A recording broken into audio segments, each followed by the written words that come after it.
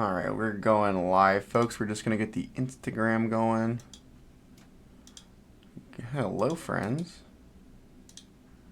All right, we're going live on Twitch, everybody. Good times.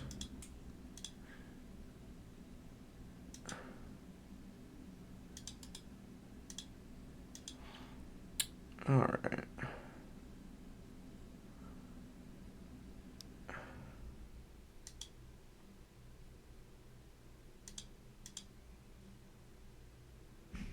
Give me a second.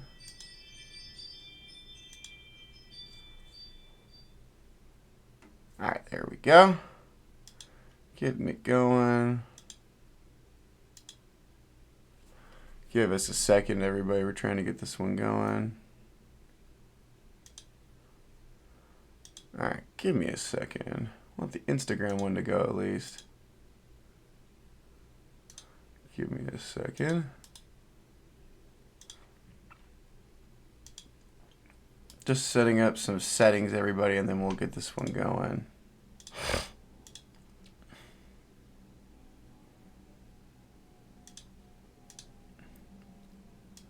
All right.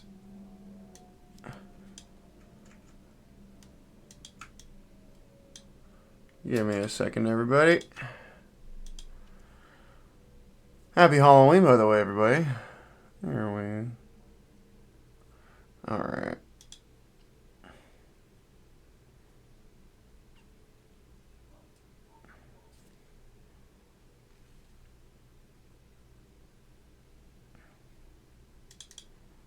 All right. I don't think the Instagram one's gonna work today.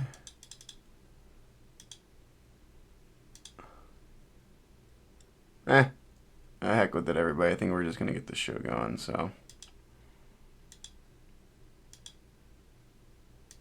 That's great. We're just gonna be on Twitch today, everybody. Wait.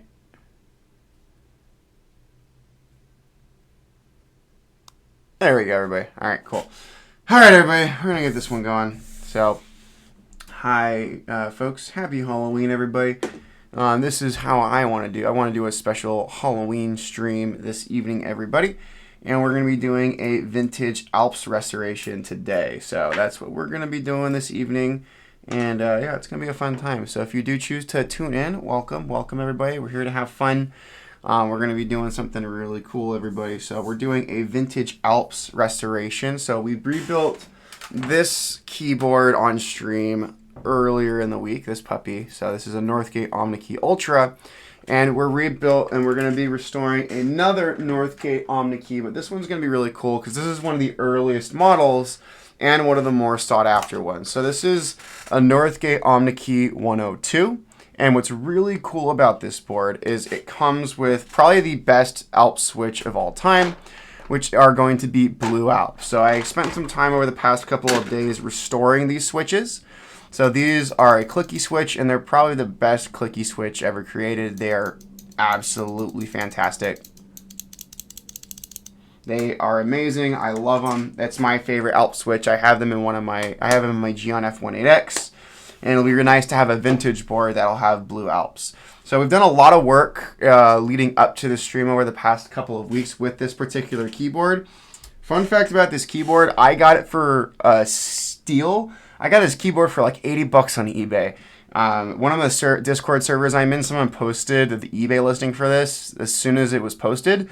And I saw it, and I wasn't planning on getting it. But I saw it, I'm like, Blue Alps and a gold label Northgate OmniKey. I'm like, the heck yeah, why not? So I picked it up, and it was a really, really good deal because Blue Alps are really expensive by themselves. So to get a really nice quality keyboard, so what we've done over the past few weeks is we have cleaned up the top and bottom case. The top case is made of plastic, so this has been all scrubbed and restored, and it looks really, really nice. So we got a lot of nice cleaning on this particular top case. We also have a steel plate. This steel plate was very rusted.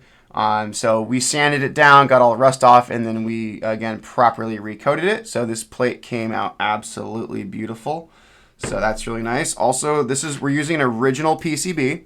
So this is the PCB. So we desoldered the switches, and we, of course, thoroughly cleaned up the PCB. So when we solder the switches back in, it's going to have a nice clean connection. So that was really, really nice getting that taken care of. So our PC, and this is a cool PCB. So this board was manufactured in 1988. So really, really cool keyboard. I'm going to put the PCB to the side, and I want to kind of showcase the bottom case because this is what's really cool. So one thing about these Northgate OmniKeys, they're kind of legendary for their build quality. Many people within vintage computing and keyboards consider these some of the best keyboards ever produced, and rightfully so. Like this thing weighs a little over a pound, just the bottom. So it's really cool. And we actually have the original markings on the particular board, which is really cool. So that's something that is really nice. And again, we're going to kind of get this board working. So I'm really, really excited to get this board going. So it's going to be really sweet. So we'll put the bottom case over to the side because we're not using it for right now.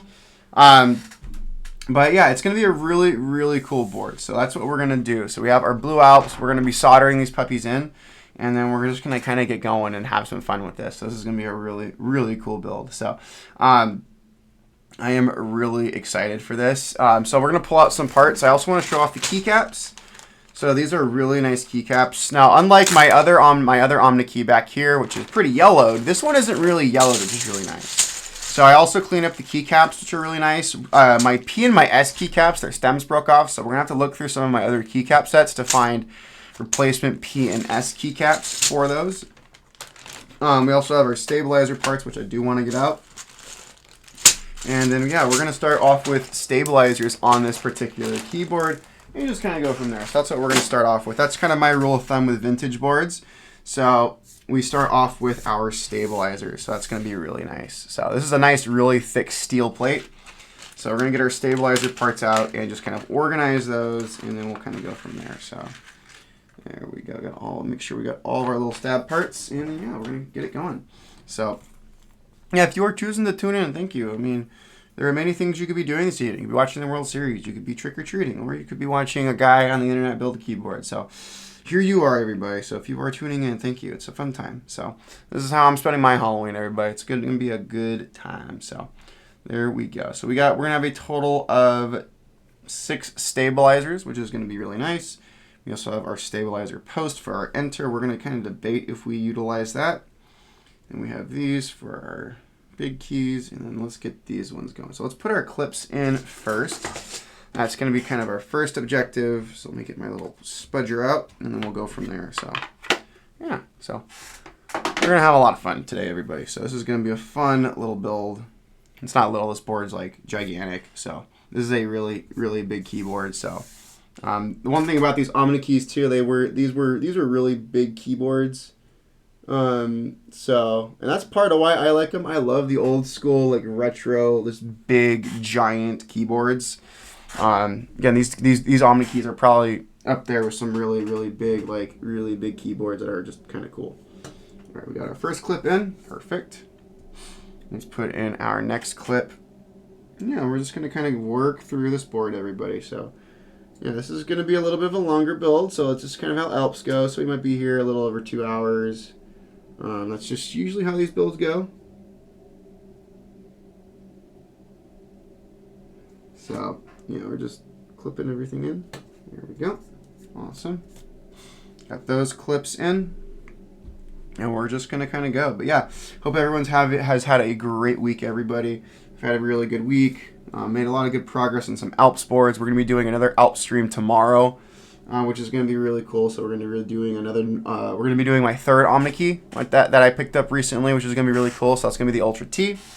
This is the oldest and the most sought after of the OmniKey keyboards. So I'm really happy to have one of these, and the fact that we got it for so cheap is just like icing on the cake. So that just makes it the deal even more sweet. So. Yeah, but these plates came out fantastic. We've been doing a lot of restoration on a lot of these old keys. There's been a ton of keyboards we're restoring. This was one I was probably the most excited to do because to be able to finally have a vintage board that has Blue Alps, which is my all-time favorite switch, is something I've been really looking forward to. So really, really excited to have that. Get that all going. So we're just kind of putting these clips in.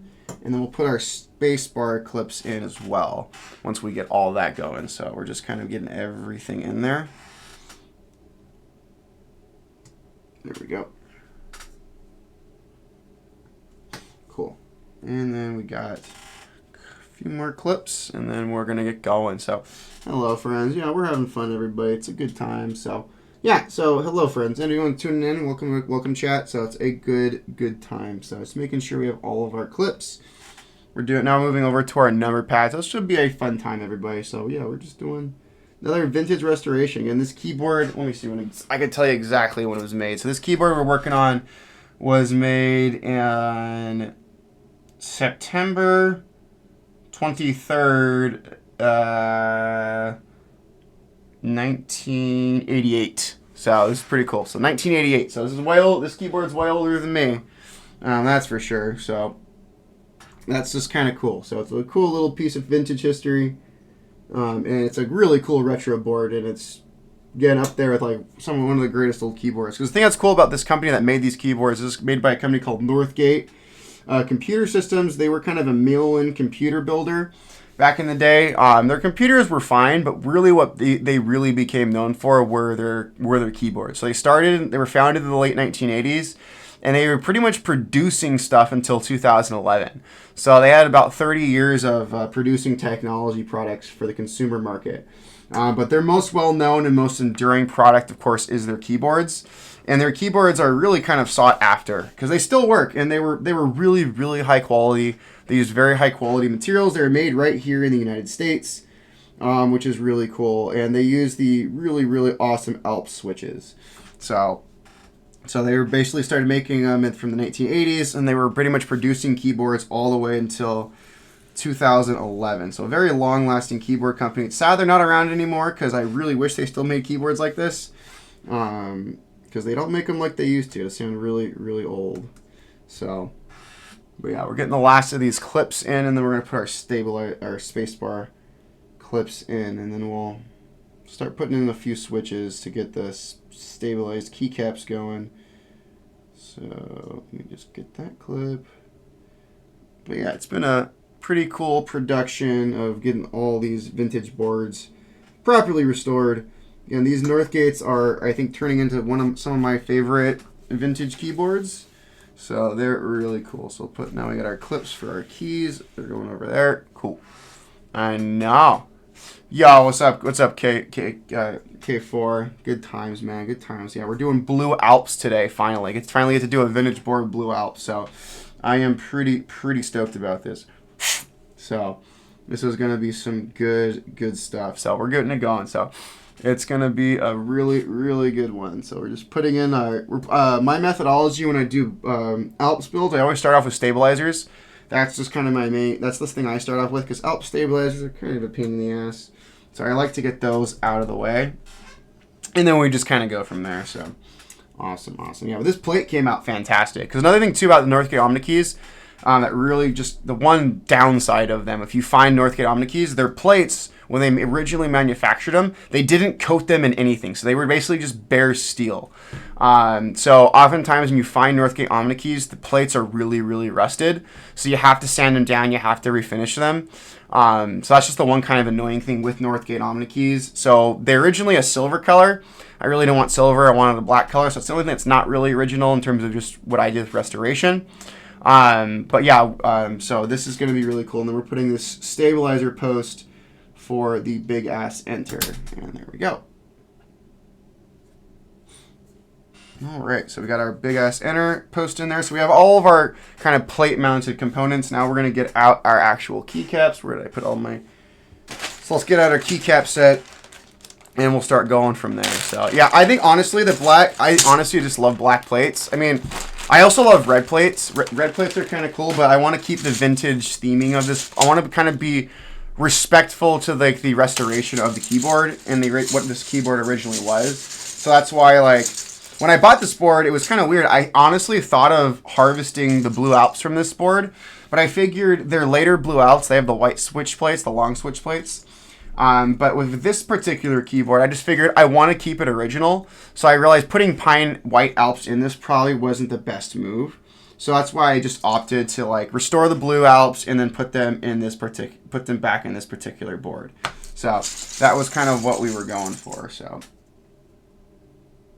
yeah, the heck. Oh, we still have some moisture in here. Okay, that's fun.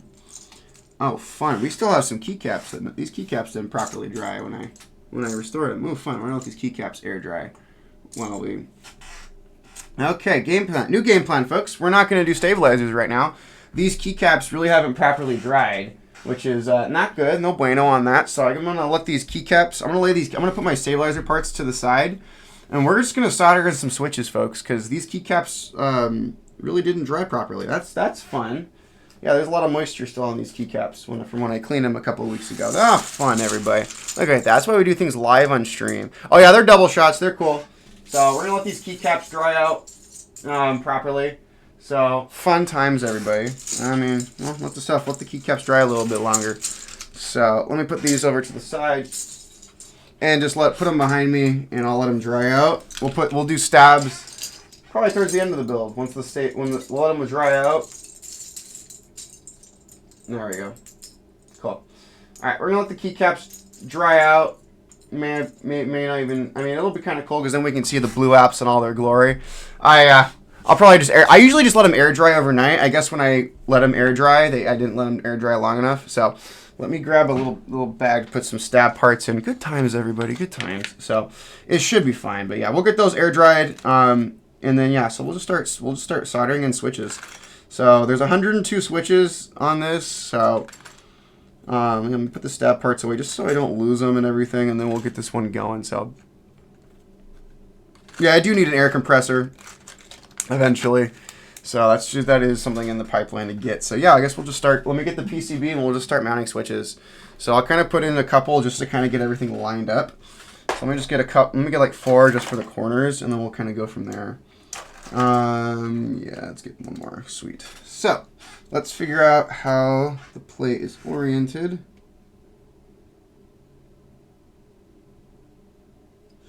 Okay, let me just put a couple in here. So that goes. Yeah, I'm just putting one in each corner just so we can then solder those in, and the plate's pretty much held in place.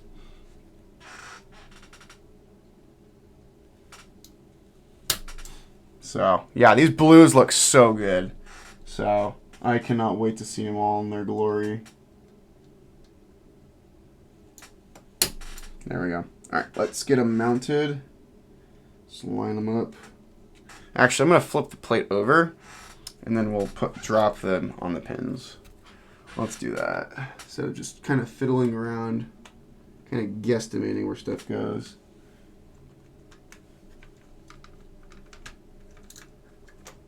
Give me a second.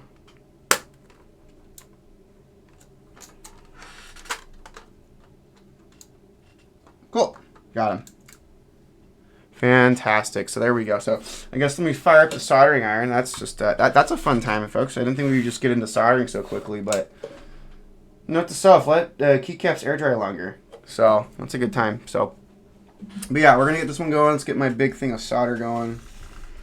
So yeah, I didn't think we'd jump right into doing soldering, but here we are. So all the pads look good, which is really nice. So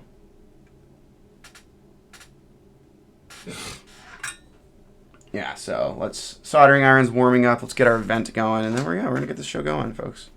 So this should be a really good time. So we're warmed up. Let's get the vent going. Let's kind of solder in these 4 corners, and then we'll kind of go from there.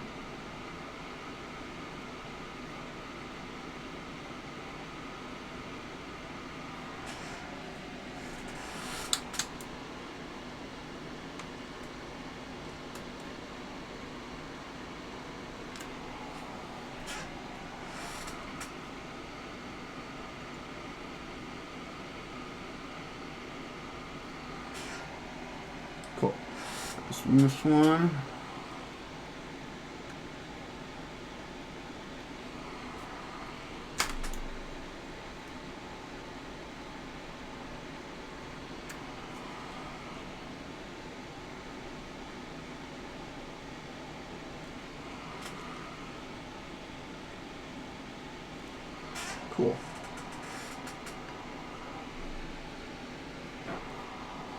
Let's move over here. Let's get this corner done.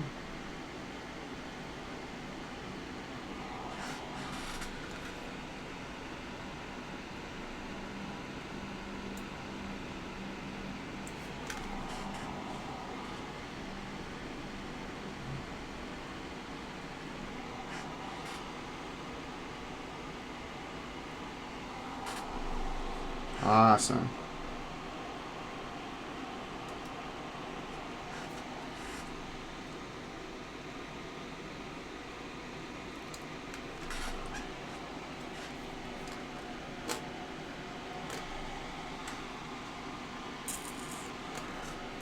Give me a second.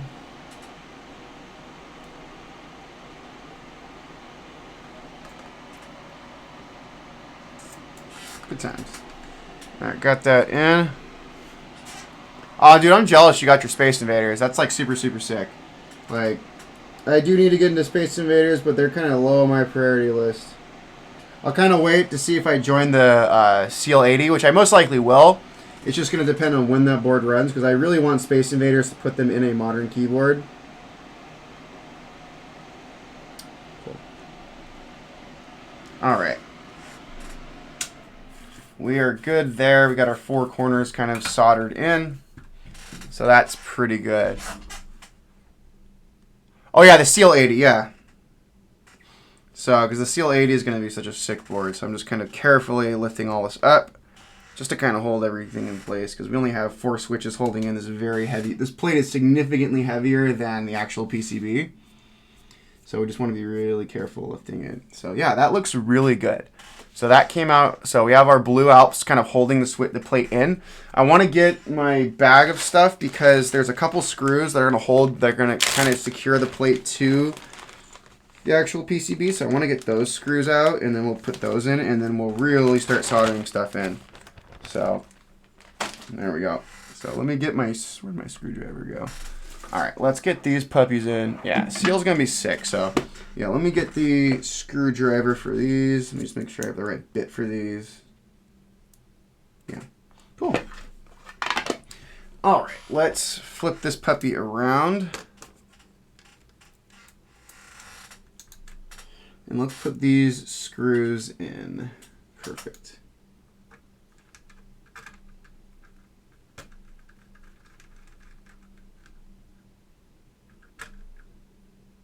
Cool. Got one right there. And then we're going to put the one right here.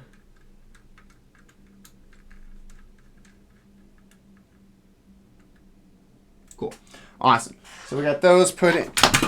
Well, that would help if I would like move a little bit slower. I almost knocked over my soldering iron. Good times, everybody.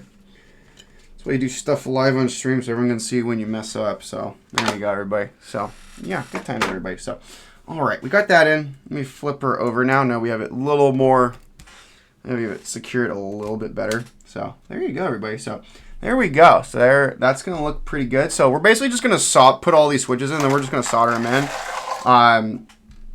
And then if there are any faulty switch plates, we'll fix those. And then we'll also, if there any switch plates need to be replaced, we'll replace them. But we're going to kind of start inserting the switches now, which is going to be really cool. So it's going to be really cool seeing this thing fill up. And it's going to be awesome. So it's going to take some time popping all these switches in. One thing that's cool about these OmniKey is they put the F row on the side, so that's why the F row, there is no F row at the top, because our F row is going to be right here. So that's one cool thing about these old OmniKeys. That's one feature I really like. I do like the F row over on the side, like very much similar to like an IBM Model F.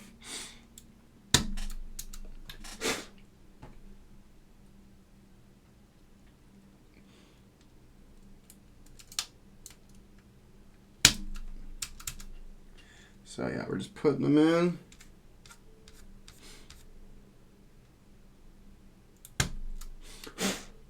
So it's coming along. Oh yeah, dude. What was it? You have the J. Here's your J01. I got my J02. So this is my custom J02 with White Alps and DCS Alpine Winter. So yeah, I love Jay's boards. He's a good dude, good designer. Prototypist is a vendor I genuinely trust. So Good times. So we got almost done with our F column.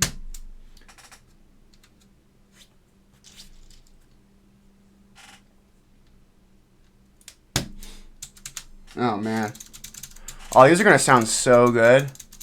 Yeah, the side F row, I genuinely like it. I really wish more boards, like even like modern boards that like embrace a retro aesthetic. I mean, if a modern board embraced like a Northgate OmniKey layout, that would be so cool. Like if they did like a full size, but they stuck the F row over here, or even gave us or even if a modern keyboard did like an OmniKey Ultra thing, you have a double F row. You have the F row over here, and you have the F row up here. Like that would be sick. I love the. Oh yeah, dude, Jay. I mean, Jay's a good guy. Like I really love Jay over at Prototypist. Like when I showed him my custom JO2, he said like he absolutely loved it.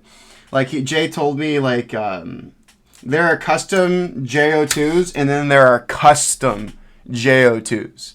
So Jay's a really good guy, and he loves it. He knows that like his boards can be converted to Alps pretty easily. So like Jay's very supportive of us turning his boards into Alps boards, which is really cool. So yeah, we're just getting these kind of sides in. So I want to do kind of the sides, and then we'll kind of work our way in, which will be pretty cool. So now we're doing our numpad. What's something that's kind of cool on these OmniKeys is they have the split plus, which is pretty cool. So that's really, really nice. So we're just kind of pushing all these switches in, and then we'll get them soldered. So yeah, I cleaned up these I restored these switches yesterday, and then I reassembled them on my lunch break today at work.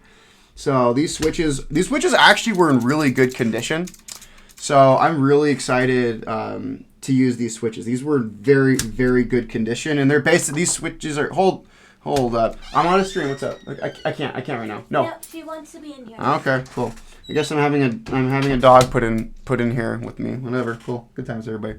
So it's a good times. Cool.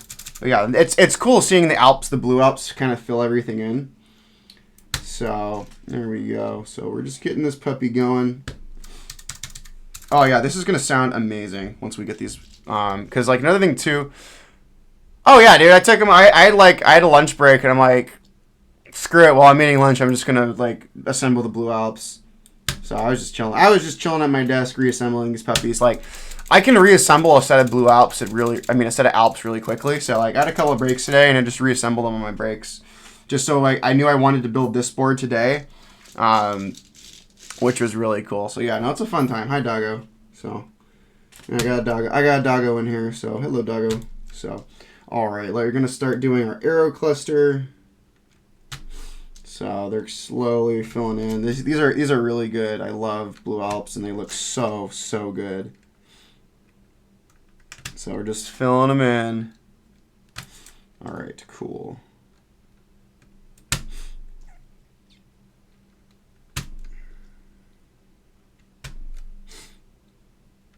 Doing our navigation cluster. And then we'll go into our main cluster, and then we'll be pretty good. So look at that. That's looking pretty good. Those Blue Alps look so good. So yeah, those are really good. So dude, I hate that you're gonna have just 200 Blue Alps laying around. I hate you. I want more. I don't have enough, to be completely honest. It is my favorite switch. It's just they're so freaking expensive. Like, I mean, I love my Pine Whites. Like, Pine Whites get you to like 80 to 90% of the way there to Blue Alps, but just something about Blue Alps, like, it's so slight and so minute. But like, if you type on Blue Alps, you really notice the difference. But is that difference enough to justify the price of Blue Alps? No. Like, I think Blue Alps are objectively better than Pine Whites. But for the money, you can't beat Pine Whites.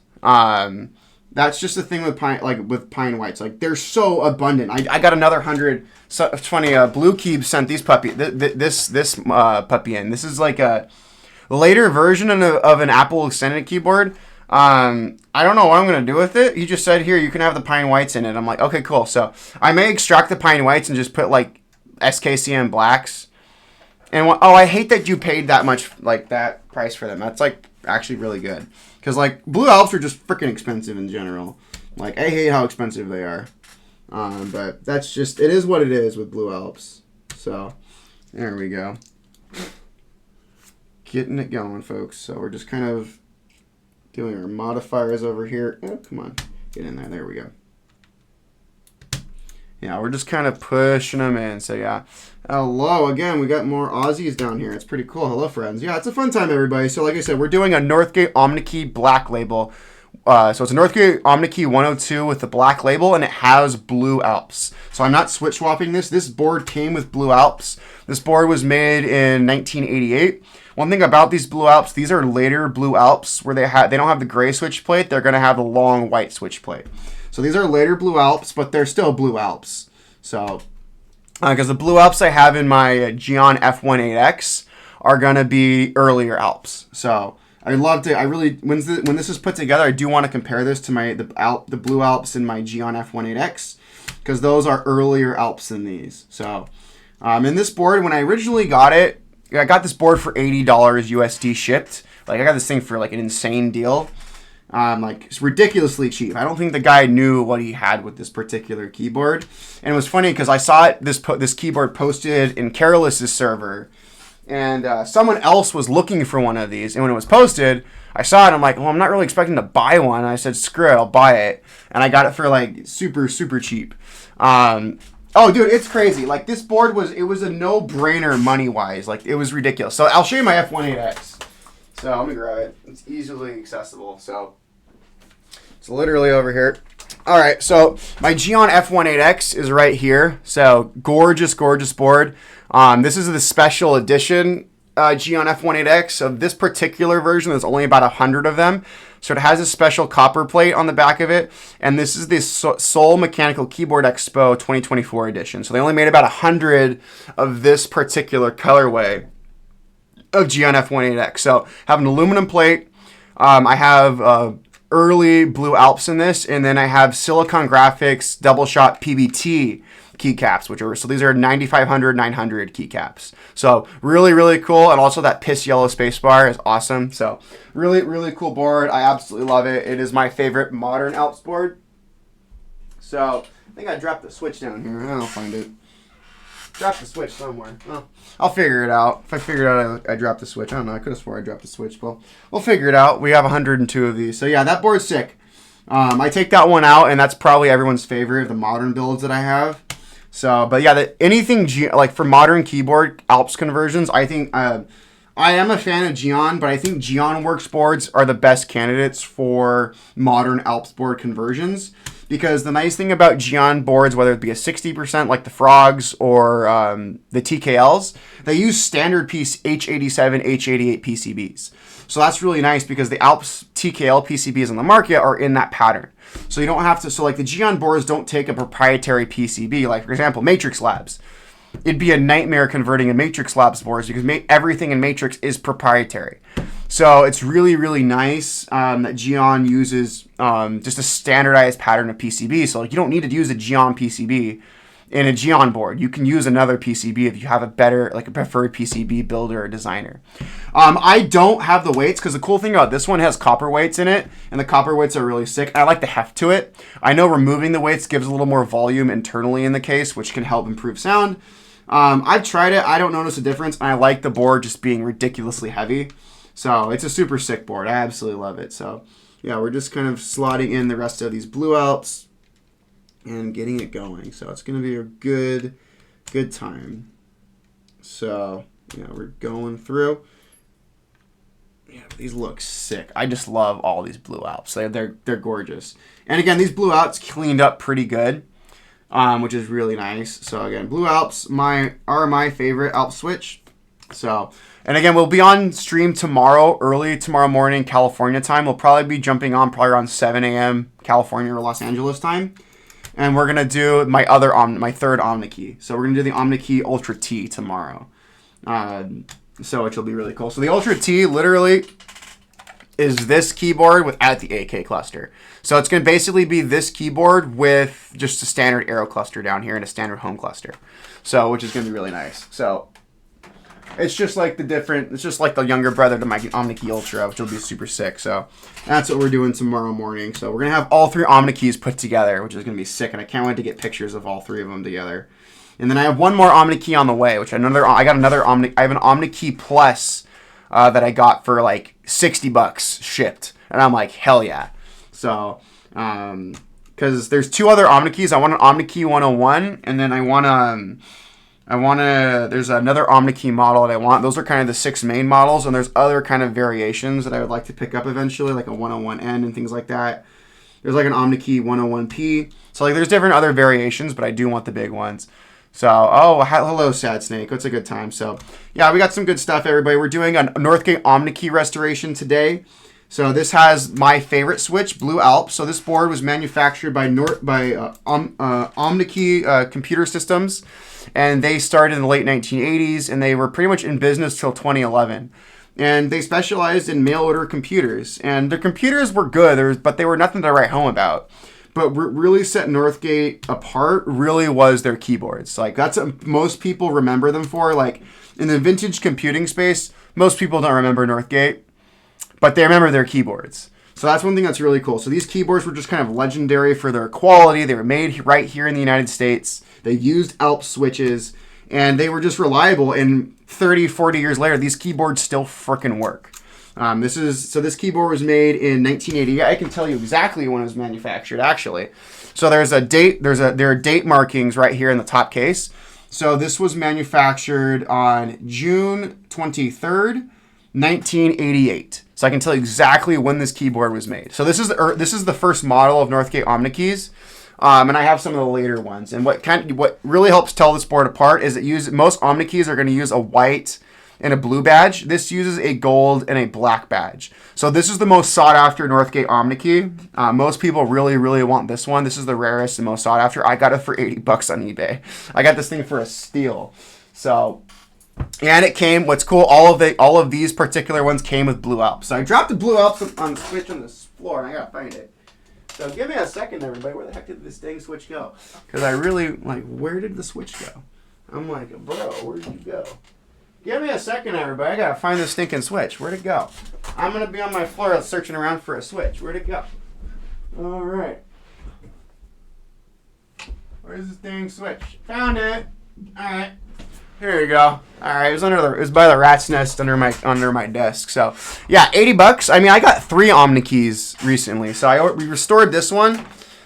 This one was, this is an OmniKey Ultra. So this thing is just like a battle station of a keyboard. So you have a double F row. So you have a standard F row on the side, and then they have what they call the special function row at the very top. And then you have the 8K cluster, which has a bunch of different functionalities, over here, which is really, really cool. And then you have your standard numpad, and then of course you have your main alpha and number cluster. So really, really cool board. What's cool about the Northgate OmniKeys, their quality is unmatched. Like, they feature a solid steel bottom plate for the bottom case. The mounting plate is made out of heavy gauge steel, and then the top case is made out of very thick, very high quality ABS plastic. And then, of course, the keycaps are also made out of double shot ABS plastic. So very, very high quality. I built this with pine white clicky Alps. So these were the switch that came after Blue Alps. Blue Alps, of course, people consider the best clicky Alp switch. But Pine White Alps are a really, really good clicky Alp switch. I mean, Pine White's put anything on the Cherry MX side to shame.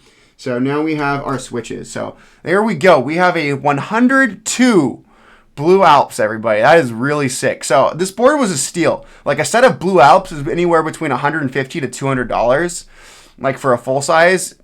And that's just the switches. So the fact that I got this this very rare board plus with these amazing switches for like $80 is a freaking steal. Like, it's probably the best deal I've gotten since really kind of going after collecting vintage keyboards.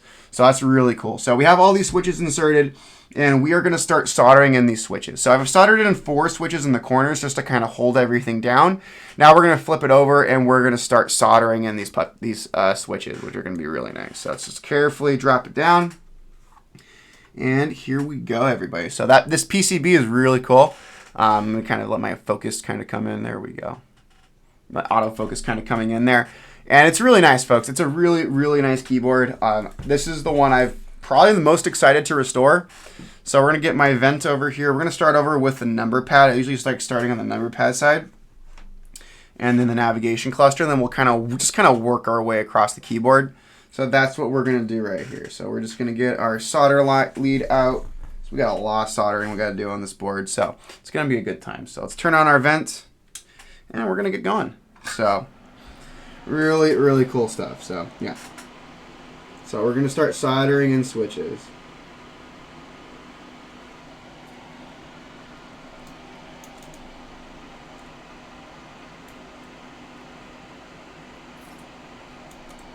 Good times. So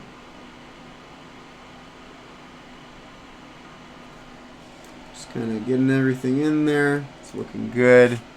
So yeah, really, really good price on this keyboard. It was an absolute steal.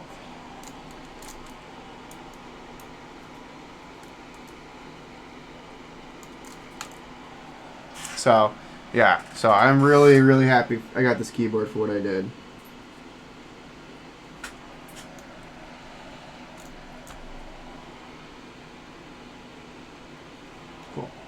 Alright, we're doing those. Let's go around and do this one.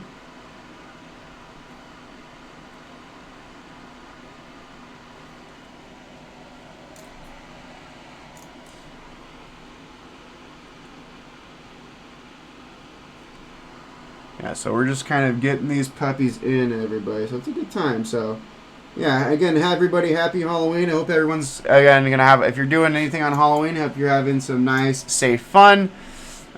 This is what I want to do on Halloween. I'm not really a Halloween guy, so this is how I want to spend my Halloween evening. So, just pretty good. So we're just getting all these switches seated, which is nice. Getting our number pad cluster going. Awesome. Got that one. And we'll do our top, and then we'll kind of do the rest of the number pad. And then we'll do our home cluster and our arrow cluster.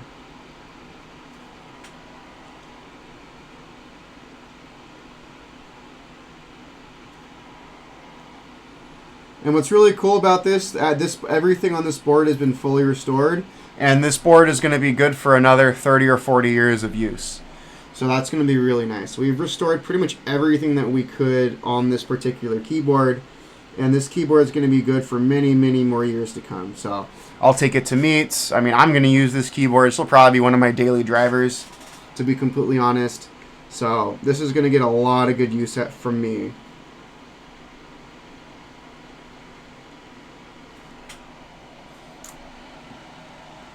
So yeah, we're just getting everything going. So it's really nice to give this keyboard new life and get it restored to like the condition it would have been in back in the day.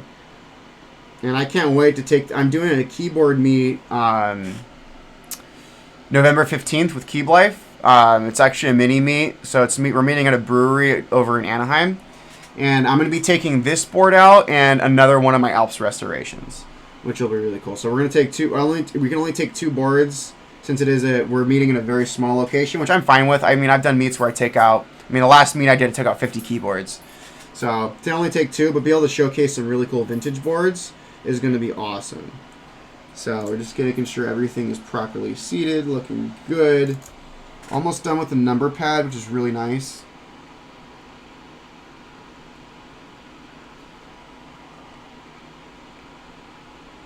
So it's coming along. Yeah, thanks again. Thanks, Feed Fio. It's a good time, man. It's always a good time. So, yeah, we're just here to have fun. We're going to be on here a while. These Alps builds take a while. They were usually on here for between 2 and 3 hours, so they take time.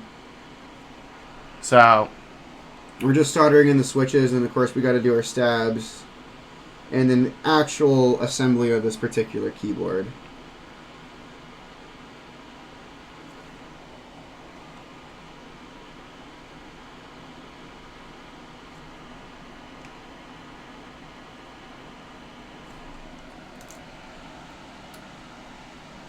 Looking good. Let me get a little more on that one. Good times, everybody. Almost done with the number pad. So, good times. Yeah. So, it's funny. I was gonna go, and then something got scheduled on that day for, and then I couldn't go, and then that event was moved, so then I could go again. So it's like, it'll be cool. So me and a few friends are gonna go to that one, this Keyb Life mini meet, I want to try and go to meets, as many meets as I can, especially the cool collection I have. Like, I want to show off Alps. I want to talk to people in the community. I mean, the UC Irvine meetup, I got to like give away a keyboard, which was really cool, which was really nice. I gave away a Unicomp Model M, which was really cool. And then at that meet, someone gave me a keyboard to restore for them. So I got it. Someone came up to me and gave me an Alps board and asked if I could restore it for them. So that's the board we're gonna do this week on stream. So we're gonna do a client commission restoration, which will be really nice. So we have our number pad fully soldered in. That is fantastic. Now we're gonna move over to our arrow cluster and our navigation cluster. So that's gonna be really nice.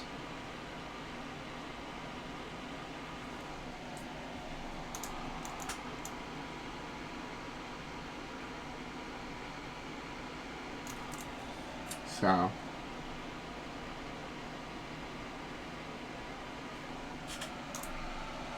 good times, everybody. So yeah, it's gonna be a good time. So yeah, I'm excited to take some vintage representing some really cool vintage boards at the Keyblade Life mini meetup, and I had a blast at the UC Irvine keyboard show a couple of weeks ago, which was awesome. It was nice meeting members of the community, talking with the students there. And just kind of sharing the love of Alps and then kind of another side of the keyboard hobby. Like I brought out 50 keyboards, and again, most of what I brought out was made up my modern collection and my modern Alps builds, and some boards I have on loan from creators that have been sent to me for review. So it was really nice letting people kind of see my collection and see some really, really expensive bespoke keyboards. Like for me personally, like the side of the keyboard hobby I am truly into is the high-end stuff. But that's just the kind of the reality with high-end stuff is not a lot of people can afford to get into that, the high-end side of the keyboard hobby.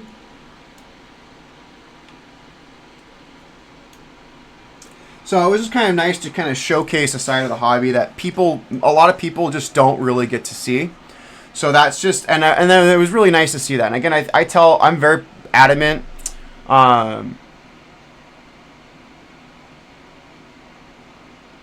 Nice, dude. I'm glad you're getting the 0143.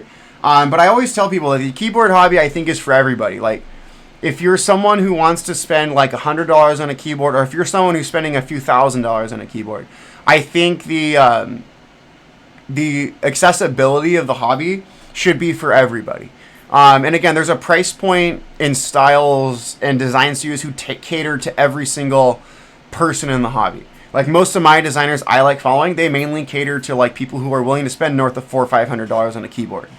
Like the only budget board air quote I have in my collection is my Test 65, and to be completely honest, we'll probably be giving the Test 65 away probably in the next month or two. So FYI, this will probably be given away.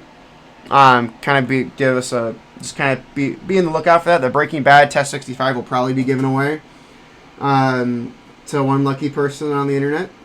So, but we're not getting there. I haven't gotten that far in my life yet. So that's one thing I definitely want to do. So for the 0413, again, like I'm building mine with Topere. I'm just waiting on my plate to get made. But I'm going to do Topere. Mine's built with Cherry MX, but I'd much rather have it as Topere because I have my Class 80 built with Topere and it's awesome. So, but yeah, Alps and Alps 0413 would be freaking sick. And also, too, one thing about K4, the 0413s was a run of 200 boards, and every single one is numbered. So you definitely want to maybe ask if you can see the badge on the back of the board so you can see what number it is in the run. So like mine, I have a low serial number. Mine is number 33 of 200. Also, fun fact, K4, do you know they're going to run the 0413 again? I don't know when they're going to run it. I think they're going to do it... they're probably going to do it next year because I think they're focusing on the Class 100, but the 0413 R2 is coming, but it's going to be a very small run. And they're not going to have as many choices in terms of layout because it was going to because that board is a pain in the ass to manufacture. Like that's a ridiculous board. So I'll be completely honest. I'd rather go after an original one. To be completely honest, if you can get your hands on an OG one, I would do that because R2 0413s probably won't arrive till about a year from now. To be completely honest, because their next project's the Class 100, and MM Studio only does one project at a time. So they're fulfilling the Class 65 right now and shipping those to customers. And then once those are all fully shipped out and they sell the extras, then they'll run the Class 100 group buy, give them 3-4 months to manufacture it. Then they'll mail those out to the vendors, and the vendors send those to customers, and then they'll do the class 0413R2. So MM Studio, I appreciate that they don't. Yeah, so I think it's you're better off going off with the OG one on the secondhand market. But I'll be completely honest. The price for the board, brand new, was worth it. It was only about... Hi, Doggo. It was only about, I think the board, brand new, when I bought it in the group buy, was like $350. And I mean, considering it's 10 pounds of like a brass and aluminum, that's really, really good. Like, it's a very good value for what it is. Like, it's a big freaking board. It weighs like 10 pounds. I don't know what that is in metric. I only speak freedom units. So, but yeah, it's a really, really good value. That board is amazing. I love my 0413, and I cannot wait to get it built with Topre. Because, like, I love Alps. I think the way my Switch favorites go is going to be Alps, Topre, and then Cherry Mix. I love my Cherry Mix stuff, but like my Alps and my Topre stuff have my heart. I think that's where the hobby's really interesting. Cherry Mix is just so oversaturated. And again, I very much have found my niche in like modern, like Alps restorations and like modern Alps builds. And I'm definitely sticking with that niche. So, yeah, so it's pretty good. So, awesome. Put a little more solder on that contact point. Alright, I'm going to let the doggo out. The doggo wants out, so. Alright, doggo. Go. Come on, doggo. Get out of here. Alright, doggo's... Sorry, I had to let the dog out. Dog was chilling. Dog was saying, I want out. So, well, Topre, here's the thing with Topre. You have to lube Topre properly. That's the big thing with Topre. And you have to make sure of what components you're using. So with Topre, you're really going to want to you really want to make sure you're using good lube, and that you're lubing the correct components, and you're not over lubing. So Topre is very particular and very specific in terms of what you have to do with it, because stock Topre kind of feels and sounds like crap. So, well, it's funny. The Niz kit is Topre. I mean, it's just their own pattern. It's like kind of like what Gatoron is. So Niz kits are cool because Niz is what MM Studio uses with their particular is what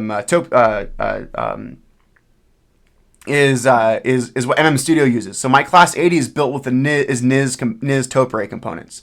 So my Class 0413 is also going to be built with Niz Topre components. So that's going to be really cool. Yeah, Niz is kind of its own thing. There is no intercompatibility, and that's why the Dynacap project's really, really exciting. So I'm really excited for the Dynacap project, which Clever is releasing. Hopefully, maybe early next year, Q1 2026 is probably what we're gonna do. So, so Dynacap's its own thing. So Dynacap is really cool because it's gonna bring proper Cherry MX keycap compatibility to Topre. Because Topre, the thing that sucks with Topre, keycap compatibility really sucks. Even if you put in Cherry MX sliders, there's still interference, specifically with GMK. So the idea with Dynacap was to bring full GMK and just all Cherry MX keycap compatibility. So that's going to be really cool. And so like Dynacap is going to be cool, and the product's going to be cheap. And also they're going to have regional vendors around the world. So like K4, like I definitely buy a Dynacap kit, because what they're going to do too is make Dynacap kits that are drop-in for like a bunch of keyboards that are on the market. So maybe you may have a keyboard that's in your collection that you could easily convert, and the kit's like $100. So it's really, really worth it. And they're going to have regional vendors in like Europe, Australia, South America, of course here in the United States, Canada, and whatnot. They're going to be regional vendors. So that's going to be really awesome. It's going to be very affordable. But the thing is, they want it to be perfect. So they've had delay after delay, but they don't want. It's not kind of like video game development. Like in the gaming industry, they release games that are broken at launch, and it takes them like a year to fix the damn game. I'd rather wait and experience delays to get a perfect product at launch than get a shit product that needs fixing after purchase. So they're taking their time, and when the product finally launches, it's going to be perfect. Which is going to be awesome. So I like that they're taking the time. Yeah. So I have Navy. So my, gosh, what is it? My Agar Mini I got the full brass Agar Mini with EC, and it's going to use the Navy switches. I've never used Navies before, so I'm really excited to see how those are. Because I've been wanting to try Navies. Someone who has like OEM Topre and the NIS stuff, and hopefully Dynacap soon. Like, I'm really excited to try Navies. So I didn't care for the Agar, like the full size Agar, like the 60%, because I have HHKBs. Like, I have a Han H2H, I have a Han Pro 2K. Like, I have aluminum custom like HHKBs. I don't need it. So the Agar, it's a great board. It just didn't appeal to me because I have something in my collection that already does that. But when the Agar Mini dropped, I'm like, oh cool, I can do a 40% that also is Topre and it's full brass. So I'm like, that's freaking awesome. So I love it. Oh dude, it's gonna be ridiculous. It's gonna be like my Passante, and it's gonna be just absolutely insane. So yeah, let me get back to more soldering. So it's gonna be a good time. The Agar Mini is being shipped right now. So the Agar Mini is in the United States. It just kind of has to go through customs and all that crap, and then once I get it, we'll definitely build that on stream because that's gonna be a fun board. So getting all these, getting our home cluster soldered in.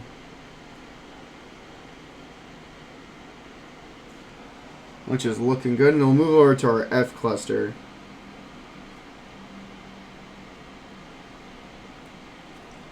So, looking really good. So, what's up, Niku? So I have I used to have OEM Topre. I used to have a HHKB Pro 2 and a Pro 3. I sold both, and I modded them, and I put like SIP Pilot PCBs and like aftermarket keycaps on them. I sold them to fund other Topre projects. I sold them to fund my Han Pro 2K and my Han H2H. So I've had OEM Topre stuff, but I mean HHKBs are amazing because you can get them for like $50 to $100 on like aftermarket. So they're so freaking cheap. I love them. Like, so if you want to get into Topre for like dirt cheap, just find an HHKB Pro 2. And you can find one for like less than $100, and they're freaking amazing. And you can mod them and tinker with them, and kind of learn if you like Topre or not for like not a lot of money. Because like if you're getting into like custom Topre, you better like Topre, because custom Topre is freaking expensive. Like aftermarket like high-end Topre, like converting like a modern metal board to Topre is freaking expensive. So that's the thing I was gonna do. So like I honestly recommend doing like OEM Topre. Like I think everyone should try it. Like, it's amazing. It's an amazing side of the hobby, and it's very different. It's a very unique type of feel.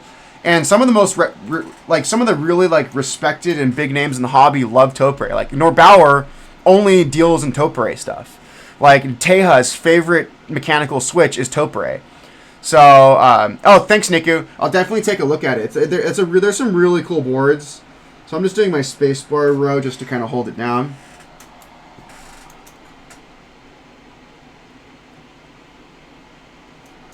So, like, I love Topre, and I think more people should definitely get into it. And also another thing, too, with Topre, Topre usually sounds best in polymer cases. So, like, that's why, like, HHKBs, like the Leopold, the Real Force stuff, they sound good in polymer cases. Like, don't get me wrong, aftermarket Topre in, like, metal cases is freaking awesome, but it's kind of like Alps. Like, Alps really sound good in their original, like, plastic and polymer cases. So, dude, Norbauer. So it's funny. I've met Ryan Norbauer, and here's what I'll say about Norbauer. Ryan's a good dude. I think Ryan's doing some really creative and innovative stuff within the hobby. His stuff is not cheap, but Ryan Norbauer is not catering to the mass market. Norbauer stuff very much has a cult following. It's kind of like the fans of like Leica or the people who are into like high-end supercars. It's a very small market, but a very loyal fan base. Like a Norbauer, like HHKB case, like a heavy grail will run you $500 or $600. Like the Seneca is like $4,000. Like I get it. He's not catering, and they're very small run. They're all made by hand. They're made here in the United States, so it's kind of crazy. But like that's the thing with Ryan. He's found an audience, and he's found a subset, like a niche within the market, and he's capitalizing on that. So so that's the cool thing with like Norbauer. Like I respect what he's doing. Am I the target clientele? No. Like have I spent a shitload of money on this hobby? Absolutely. Have I spent north of $1,000 on a keyboard? Yeah, I have spent north of $1,000 on a keyboard. But like I haven't spent Seneca money on a single keyboard. Yeah, so depending on how you spec out the Seneca, it starts at 3.6 thousand US, and it can go all the way up to 8K if you want like a full brass or copper one.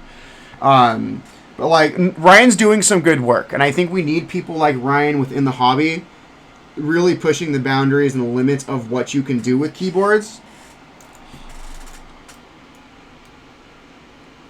So, because it's funny, funny thing about Ryan, you can kind of check it out on my Instagram. I had a really long talk with Ryan at Ryan Norbauer at Key Life back in September, and I brought him over to my table of all my Alps builds, and Ryan really loved the Alps. And Ryan said he's been wanting to do an Alps build, and it's going to take some time, probably a couple years to do it. But Ryan threw out the idea, like, he kind of pitched the idea to me of like doing an Alps build in one of his cases.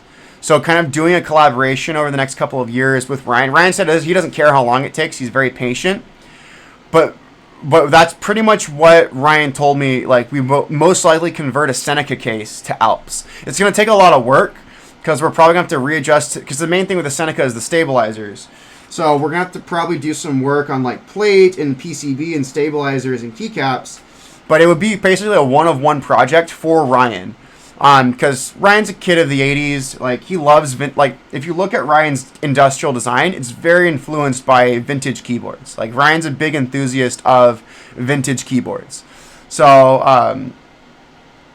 oh god, I don't know if Ryan would ever want to do that. Because Ryan, well, it's funny, I don't know if anyone saw that Adam Savage's YouTube channel Tested actually did a whole featured piece on Ryan and, like, Norbauer keyboards. And it was really cool. Hearing Ryan really talk about his journey with the Seneca, because the big thing he did with the Seneca was the stabilizers. Like, that was the big selling point and the part that took so long on that project. And it was really cool kind of seeing the journey, because it took him 5 years to do the Seneca. So I think that was a really cool video. And it's cool because I was talking with Ryan after that video, and because I've met Adam Savage before. So, like, Adam Savage is like one of my childhood heroes.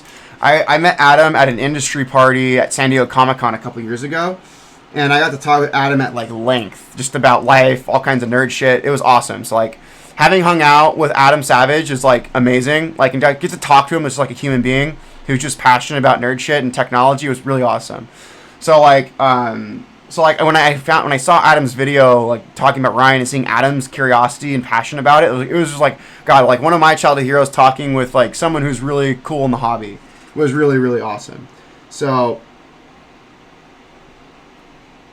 yeah, we're getting the spacebar row done, and then we're gonna move on to our F cluster.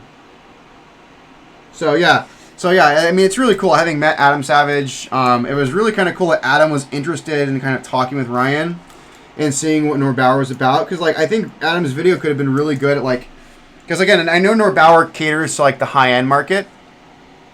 But it was really cool being able to like see Adam feature keyboards, because a lot of people who maybe watch Adam Savage's like YouTube channel or follow him may not be into keyboards, but may be curious about getting a mechanical keyboard. So I think that was really cool too. Like, that was a lot of good exposure just for the mechanical keyboard hobby in general. So, because I know a lot of people may not know who Ryan Norbauer is, but most people know who Adam Savage is. So that's like that was really cool. So. Now we're moving on to our F row, or our F column. So, yeah. And here's what I'll say about Adam Savage. Like, he is as genuine and nice of a person that you saw in Mythbusters, or that you see in interviews, or you see online in social media. Like, he's like that persona he has in everything that he's made. That's who he is in real life. Like, he's just a big freaking nerd. He's like a kid at heart. And he's a good dude. So like that really was reassuring to kind of like, some people say you don't meet your heroes.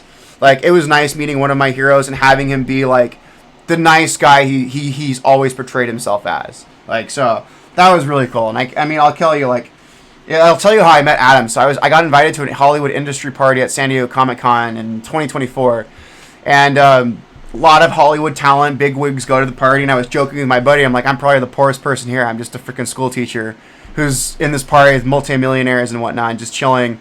And I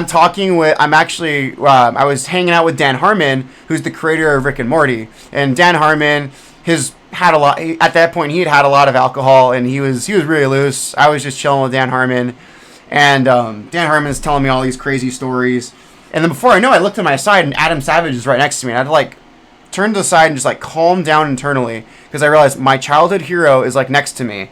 I needed to, like, calm down. So I calmed myself down for a little bit, and then I talked with Adam, because Adam had come by to the circle I was hanging out with Dan Harmon, and because Adam's friends with Dan Harmon, so Adam came by to say hi, and it was just so crazy. So, like, he just joined our conversation. I hung out with Dan Harmon for like an hour, and hung out with Adam for like 30 minutes, and we were just talking about movies, TV shows, technology, and all kinds of other random crap. Oh, dude, Dan Harmon was amazing, dude.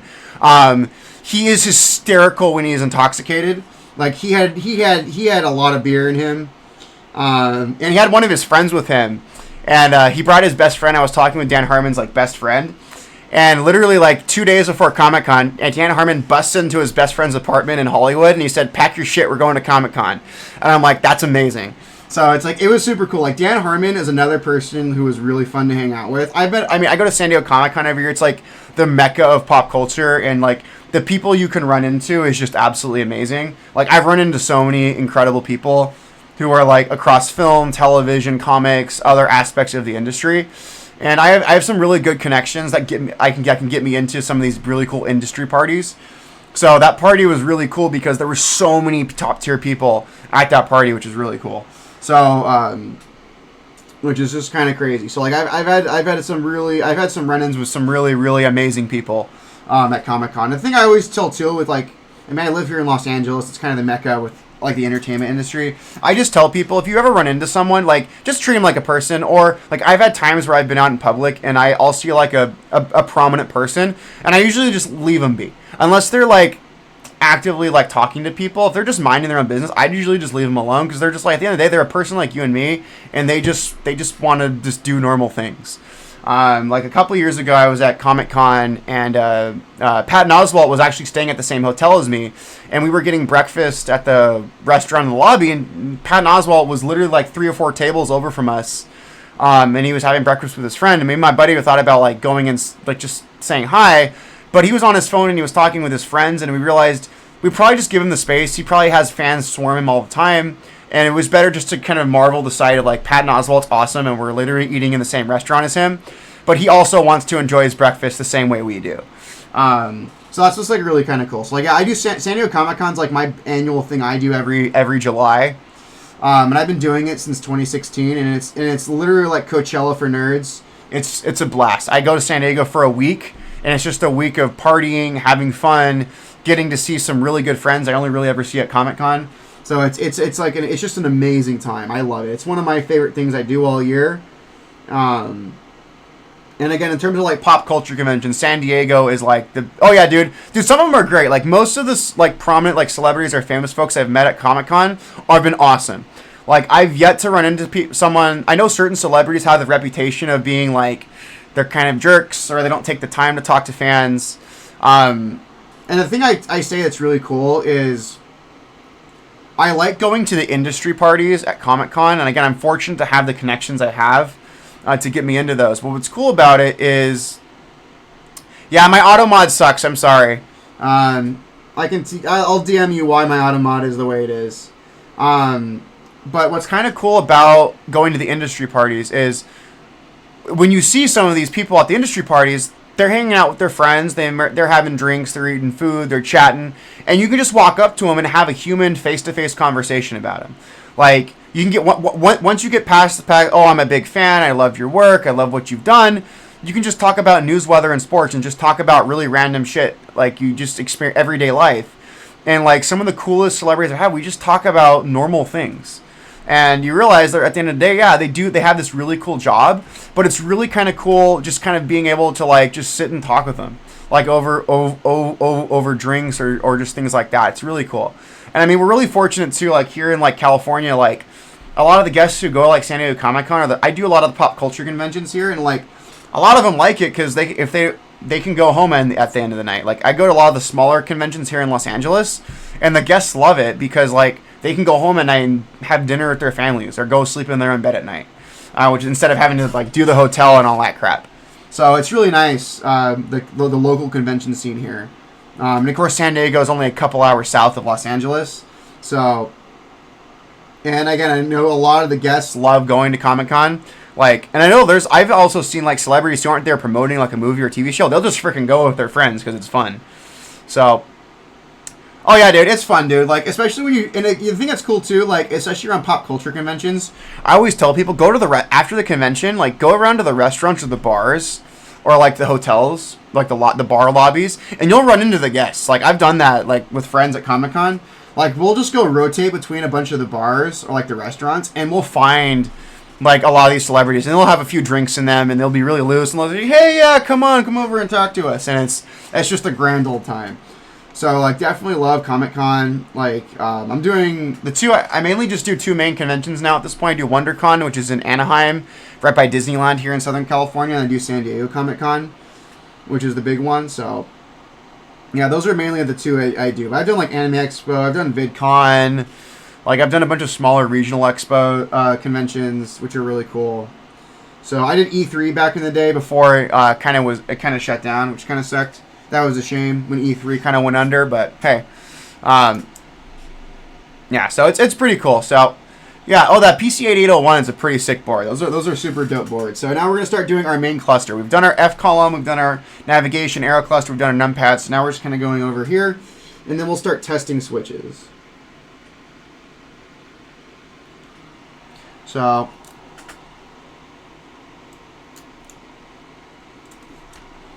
but yeah, I've definitely had some crazy experiences at Comic-Con. I got plenty of stories. So, yeah, I got so many crazy stories from Comic-Con. Celebrities, misadventures, all kinds of crazy stuff. Those are stories for another day. So, give me a second. I gotta tighten my collar on my soldering iron. There we go. There we go. Good times. So, it's kind of doing our modifier keys right now. Give me a second.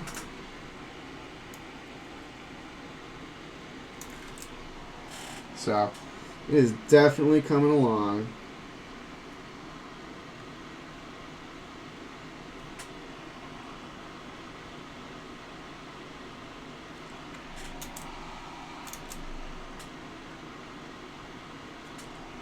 Awesome. Yeah, I feel you. I mean, it's definitely a good time. Just making sure everything's properly seated. This is such a gorgeous board. I cannot wait to get this board together.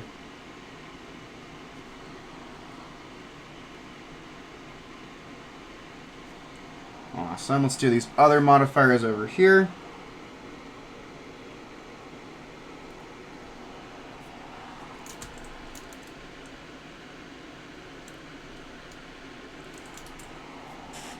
Looking good.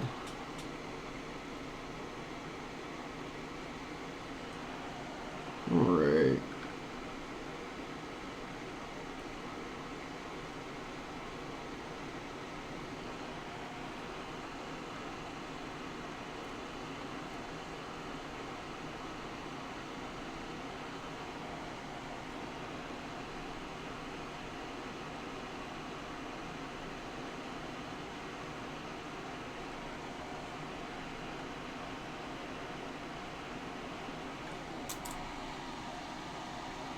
Cool.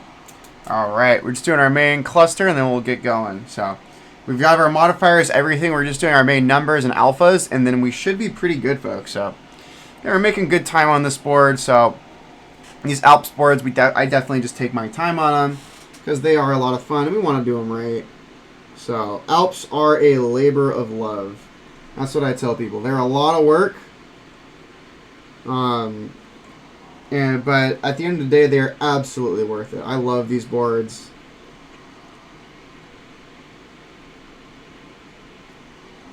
So, yeah, let's get this going.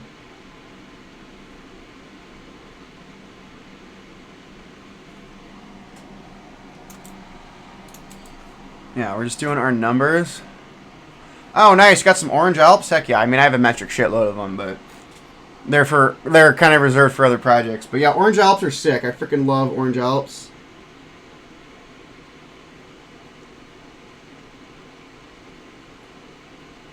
Alright, I got that one.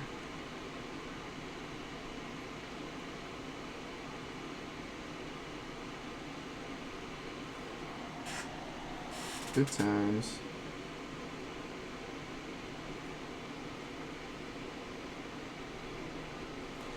Oh yeah, K41, I gotta tell you too, we're doing, I got Careless's Hippo PCB, which is gonna be super sick. So I got 2 of the Hippo TKL PCBs, which are gonna be so sick when we get that board built. So I have the plate files, I just need to get the plates made. So that's gonna be such a cool board. So I have the keycaps, I have the switches we're gonna use for that one. Yeah, DCS Pingmaster is a super sick set. I still don't have it. I really want DCS Pingmaster. Because I have 4 DCS sets. I have DCS Alpine Winter. I have White on Black. I have Reaper. And then I have 9009. No, I just want a spare PCB. My rule of thumb with PCBs, you always want a spare PCB. Because Careless is only making 20 Hippo TKL PCBs. He's only making 20 and he's never making any more. So I told Careless if he was cool if I bought 2 of them. And he said he doesn't care. As long as they sell. So, because the thing I've learned with PCBs is, especially with a rare PCB, it's kind of a pain in the ass. I'm too lazy to get one made, so I'd rather just have a spare and God forbid something happen.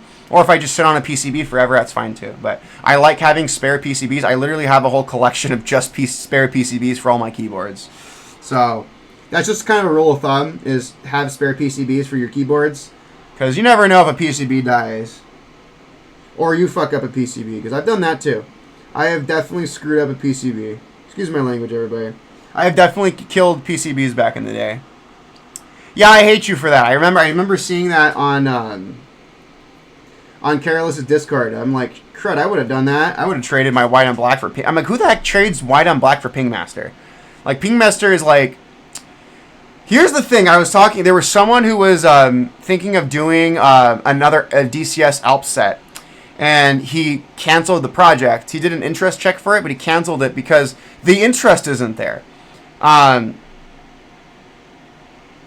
so that's just kind of crazy. The Signature, I don't think Signature Plastics is ever going to run another Alps set because there's just the interest isn't high enough. Because Signature Plastic has an MOQ of 250 sets. So at $100 a set, that's a lot of freaking money. You're talking about $25,000 for 250 DCS Alps sets. That's unless you have some rich guy who wants to spend $25,000 to just foot the entire bill with Signature Plastics, you're not going to get it. So that's what's just kind of crazy.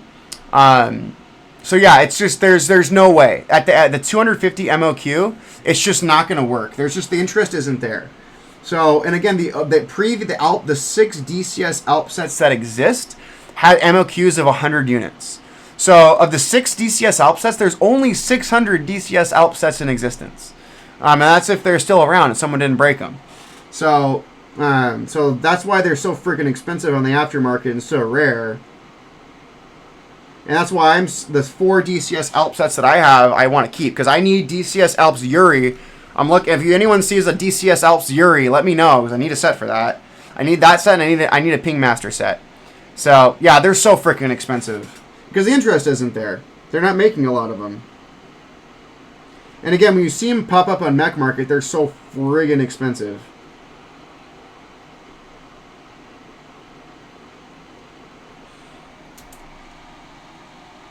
Cool.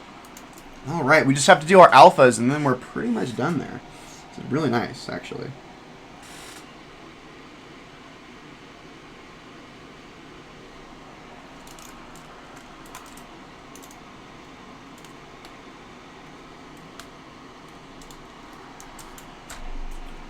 Good times. Yeah, it's just yeah, the numbers aren't there. That's the problem. And the Signature Plastics doesn't do small runs like that anymore. They really don't. It's just not worth it for them to do it. So that's why they have the high MOQ now. So that's why it's really only makes sense to do Cherry MX with Signature Plastics, which sucks. Like, I wish they still did it, but I get why Signature Plastic doesn't want to do it. Because there's no money in it for them. And why take up your manufacturing resources on a set that you're not making any money on? So at the end of the day, it just comes down to the almighty dollar and economics. And it doesn't make sense money-wise for them.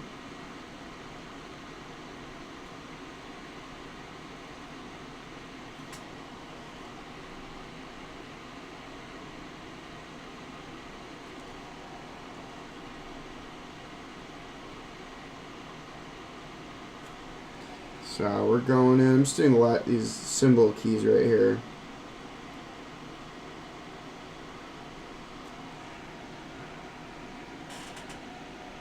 Yeah, I wish I had that. I wish I had that kind of money. I wish I had that kind of like F you money, screw you money.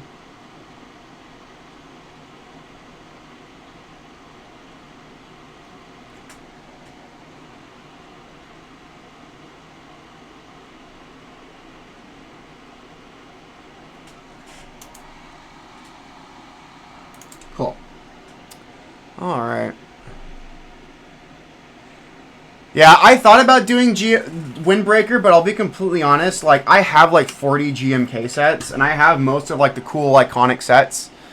Like, and I'm not really doing Cherry MX stuff that as much as I used to. So like, I didn't want to spend another $140. Whereas like, there's other things I want to spend my money on in the hobby.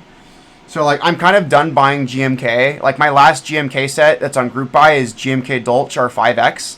Which I'm excited for that set because I wanted Dolch was like the last cool set I wanted. Like, I'll probably get Windbreaker eventually, but like for right now, it's just yeah. I need to try. I need to ask my buddy with a 3D printer to make it for me because that's what I need to do. I do need to try it, but we're just gonna see. So we're getting this one going.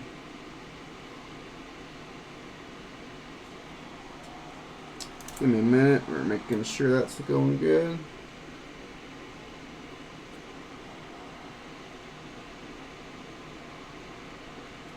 Alright, we're just doing our alphas, folks, and then we are done soldering. And then we'll start testing switches.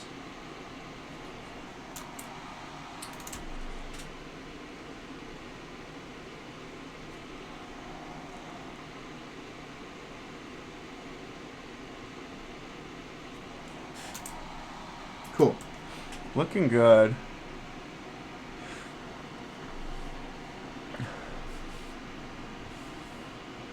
Yeah. So the plus 84 is awesome. If I didn't have so many cool TKLs, I'd probably do it. And that's kind of where I am with. I joined a lot of really amazing group buys in 2025, and the thing with group buys, especially when you join a lot of them, that gets really expensive and adds up. And my previous job I had, I was making some ridiculous money that allowed me to do that stuff. And I'm just kind of slowed down with group buys. I'm not really I mean, there's a couple of group buys happening soon. I decided I thought I was going to do, and I said, like, they don't do anything that my other stuff doesn't already do. So, like, going forward, I'm going to be very I'm not saying no to group buys, but gone are the days of me being in, like, literally a dozen group buys at one time. Like, that's how crazy I went in 2025. I did a ton of group buys. So, like, for next year, group buys, realistically, the only thing I really want to do, there's only 4 of them I want to do. And I say 4, that's a lot, but Class 100 by MM Studio, I would like to do the Seal 80, I would like to do the Separation TKL, and I would like to do a Glare. The Glare TKL is coming back. But other than those 4, realistically, I don't want to do any new group buys. And I know I say 4 is a lot, but like, those group buys are going to probably happen throughout all of 2026. So they're not all going to happen at once. Like last year, I did 3 group buys in 1 month. I did the Class 65, I did the Matrix Labs NOS, and I did like the Linworks Dolphin Max in the same month. And that was an expensive month, but I was in a job where I was making really good money. And the job I'm at now, it's still good money, but like I'm not making what I was making at my previous job. So like I can't do stuff like that anymore. So and I've also gotten into the Alps side and the vintage side, which is significantly cheaper, believe it or not. Like vintage Alps boards, like I said, I paid $80 for this board. This board's worth a lot more than $80, and that's something that I really like the vintage stuff. And also doing like client commissions, doing restorations, doing reviews. Like I've done a couple of review boards recently, which has been really cool for those opportunities. So like that's kind of the side of the hobby I'm getting into. I'm not exiting the hobby. I love this hobby. I'm not going anywhere, but I'm transitioning away from the being super enthused about the group buy side, because I mean, if you guys see my collection, I have so much cool stuff. And I don't mean that to brag. I'm just saying, like, when I took my collection out to the UC Irvine meetup, like, almost every single board I have, that would be like an end game or like a centerpiece in any other person's collection. And I have multiple boards that would be like centerpieces of a person's collection. Yeah. Hey, Juke City, I literally offered it. I think I sent my offer like 5 minutes before you did, dude. So, yeah, so I mean, I sniped it away from you, but like, but I'll tell you, Juke City, if I ever offload this board, you'd be the first person getting an offer. Like, so yeah, dude, trust me, there's been boards that have been sniped away from me that I've wanted. So, and if I had known you were looking for this board actively, I wouldn't have sniped it, but hey, man, it's just easy come, easy go. I mean, stuff's always coming on the market, but the thing about this board, I don't think the guy knew what he had. Clearly. I think that he just saw this as e-waste. Because if he knew this was the rarest variant of the OmniKey, and that it had Blue Alps, he would have asked a lot more for this keyboard.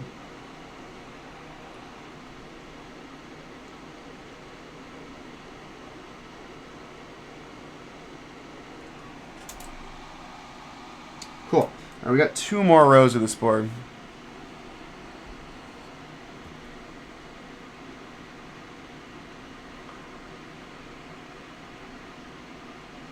Oh, nice. I'm glad you got your Blue Alps.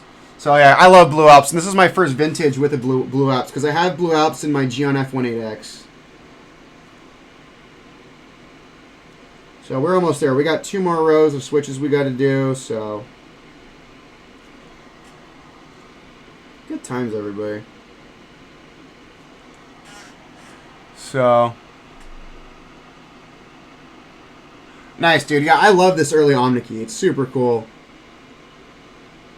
And the one thing I like about this one, most of my other 2 OmniKeys, so my Ultra and my Ultra T, they're bottom mounted. This one's top mounted, which is super sick. So I'm kind of excited to get a vintage with proper top mount, which is going to be super, super cool.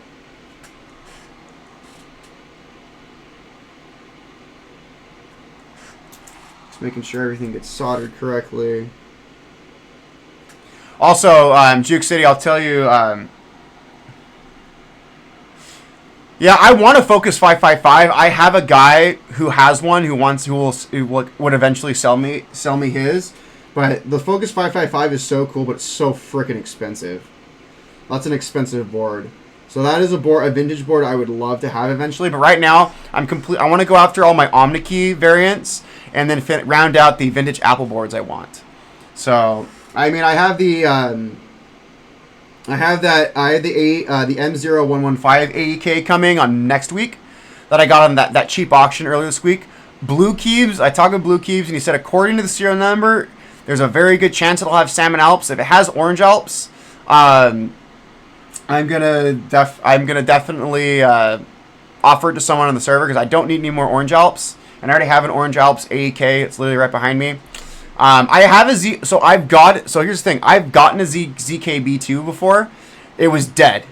And I sold the chassis, which I kind of regret doing. That's when I was really early in my Alps journey. I didn't realize a ZKB is such a cool board.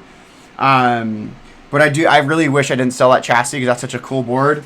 But the ZKB I got had yellow linear Alps with a dead PCB. And I really wish I kept it and tried to restore the PCB, because the ZKB, I do want a ZKB2 eventually. Because I have a Zenith Z170, that's a long-term project that I will eventually restore with an Alec Tardy PCB. But for right now, I'm just kind of chilling on that board. I'm not in a rush to build it. I mean, another board I do want eventually is like a DC 2014, but also people ask stupid prices for those things clapped. So, yeah. Yeah, ZKBs are tough because those were in like, I know those were really big. A lot of those were made for like U.S. government contracts, for like the U.S. military offices. So those things were just beat to crap and used and abused. So, yeah, so again, I do want a ZKB too. It's low on my priority list. There's other stuff. Like I said, I want to go after my OmniKeys. I want to go after my vintage Apple stuff. Once I have those, I'll kind of reassess if I want to add more vintage stuff. But for right now, what really interests me is the OmniKeys and vintage Apple Alps boards. So, sweet, we're on our home stretch of switches, folks.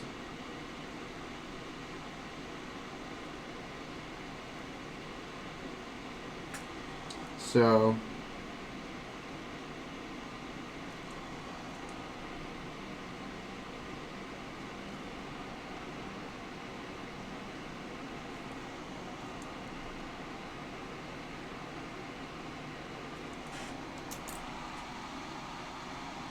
cool. Almost there. We got like 4 more switches, everybody.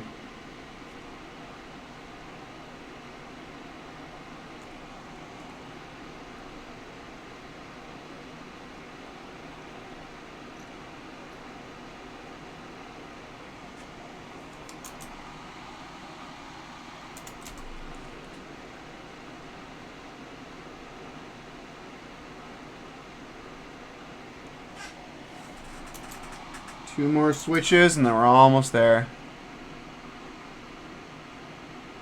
Oh, dude, that's awesome.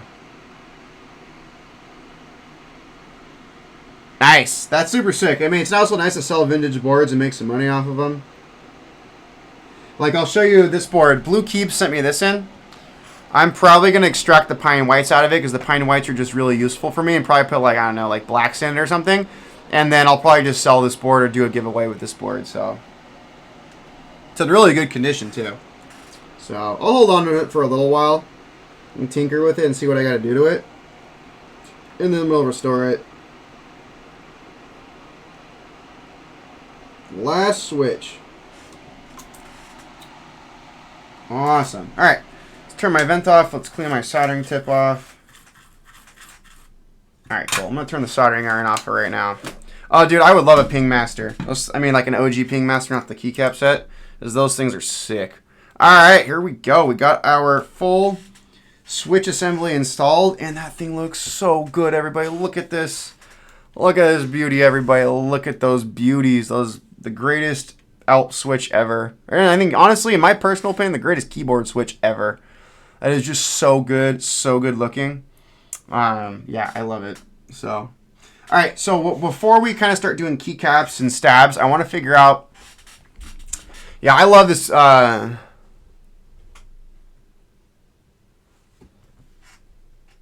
Okay, so the Alex Sotos server, here's the thing. I love Alex Sotos as a creator. I don't like the mods on his server. The mods can be pretty aggressive, and you have to they're very strict. They're kind of like the mods on r/mechanical keyboards on Reddit. But yeah, they're just the mods are just, you just have to play by their rules. So I really don't post in his server. I'm in it. I'm active. I'm on good terms with everyone over there. It's just the mods can be pretty aggressive, and they're pretty they're very by the book. So like, again, if you've ever posted like r/mechanical keyboards and experienced the mods taking your stuff down there, that's kind of how the mods are in Alex Sotos' server. Like, they're not bad people, and it's not a toxic server at all. It's good people. But another thing too about Alex, again, a lot of the people on there are more novice, so you're not going to see the more experienced or seasoned users in the hobby on there. And I'm not saying that like it's a bad thing. It's just that's just kind of the nature of it. So yeah. So, and again, I think that's also just the kind of the persona Alex gives off. Like Alex, it's not like a Black Simon server. Like Black Simon, you can say whatever the heck you want in his server. He doesn't care. But that's also, Black Simon also says very opinionated and strong things. So, yeah, but yeah, I think that's the other thing too. So I just be mindful. As long as you follow their rules, and you just kind of know what you're getting yourself into, you should have a good time there. But most people are going to be Cherry MX or like a little bit of Topere. Oh, dude, I love Black Simon's server, dude. It's like, Black Simon, you either love him or you hate him. He is my favorite angry man within the keyboard hobby. I love him. He's great. Again, you either love him or you hate him. He's very opinionated. He's very set in his ways. But, like, also, too, like, he's also...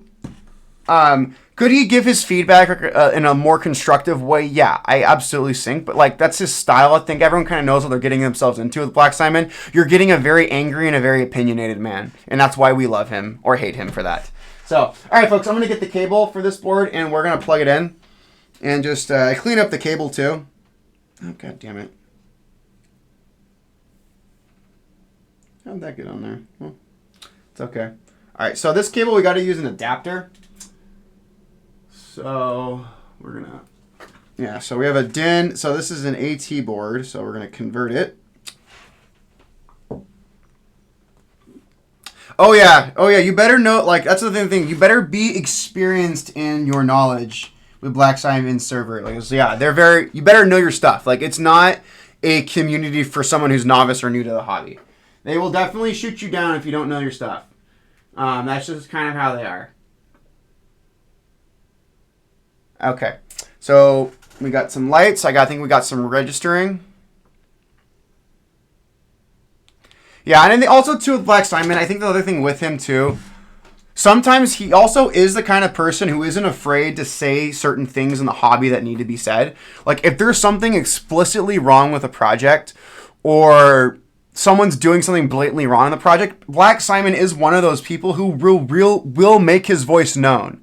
To let people know, like, hey, like, this shady stuff is happening. You probably don't want to support this project. So that's one thing. Yeah, but again, but the people are really knowledgeable and really helpful there. Like, I like his community. I've had some good fun there. And the people are overall really nice. Like, just it's like similar. You just gotta know what you're getting into, and don't be surprised if some people act like Black Simon, because that's just that's the culture of the server. So, all right, we're gonna go into VIA, and I'm gonna start doing some switch testing on this board. Okay, let's get that board unplugged because we don't want that interfering. Okay. Okay, escape is good.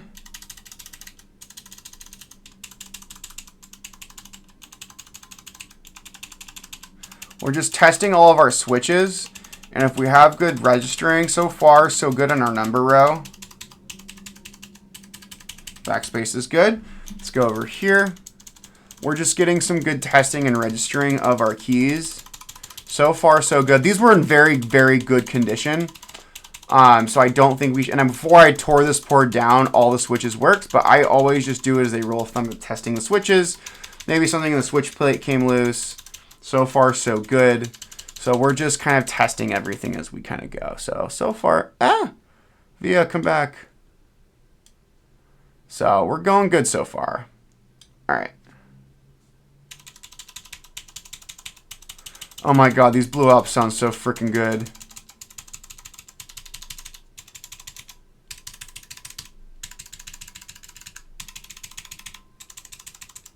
These sound so amazing and feel like this is my favorite switch, bar none.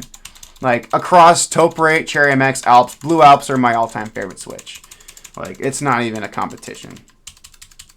Okay, those are good. Alt, caps lock is good. Tilde, control, perfect. So main cluster works, so that's good. Arrows work. Page down and delete, insert, home. Print works. Sorry about that, I just turned on my print screen.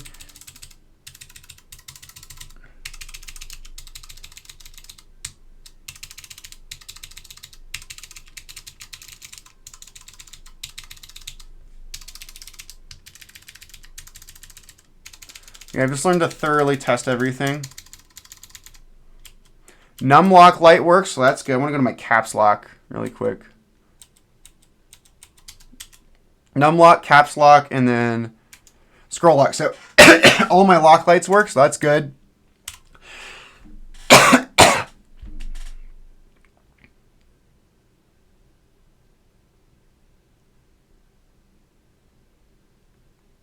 Okay, so here's an interesting thing, Juke City. Just double check on your Blue Alps that you're going to use for your board, and just see what switch plates it has, because the main point of failure on Alps are going to be switch plates. So as long as you get, like, if the switch set you have has like the long white switch plates or the gray switch plates, as long as you get replacement of those switch plates and a switch dies or fails, you just have to replace the switch plate. So that's what I do. That's part of the why I got a truckload. I got that big lot of like AEKs with ivories. I didn't get them for the ivory switches. Oh, so you have long white switch plates. So the best place to get long white switch plates are going to be later orange Alps. So that's where you're going to get. So if you want long white switch plates, you're going to have to look for like M0116s or M0115s with like middle range serial numbers. So like 500,000 range is what you're looking for those boards. And you'll be able to get long white switch plates. Plus, okay, equals works, plus. Okay, that all works. 10.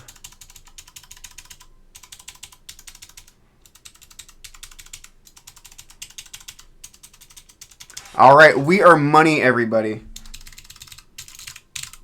I just want to X out of view one more time. There's one switch that was kind of being weird. Or, I mean, what you've also done, Juke City, I'll tell you too, like my SKCL green linear switches, I've had a high failure rate of those switches. Those are the oldest Alps switch, and they have long gray plates. Since those switch plates are so unreliable and so old, I've put the short white switch plates pretty much in all of my SKCL greens. So it doesn't really affect sound or feel. But like, it's just kind of what you have to do. They don't make switch plates anymore. And the gray switch plates are the older switch plates. So those are going to probably die a lot faster than like the shorter white ones, which are much more recent. So like, I've just kind of accepted the fact with SKCL greens, like when I use those in the future, they're going to have the short white switch plates. I've just swapped the switch plates because I'm not dealing with so many dead switches. Like my failure rate was like above 50% with my SKCL greens, which really freaking sucked. So, yeah, so that's just kind of the issue with the gray switch plates. And so also black switch plates which are even earlier. So let's go back into VIA really quick. So, all right, I just want to test one switch. Something in my numpad just looked weird, so I just want to check.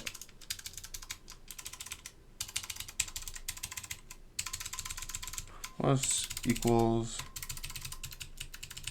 All right, we're good. All right, awesome. So everything works. We don't have to desolder, which thank God. I really hate bringing out the desolder gun. So we don't have to do that. So that's nice. So, all right, I'm going to unplug everything from the computer and then unplug the cable.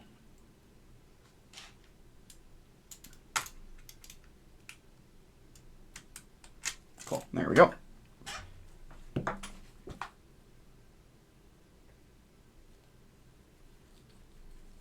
Give me a second. There's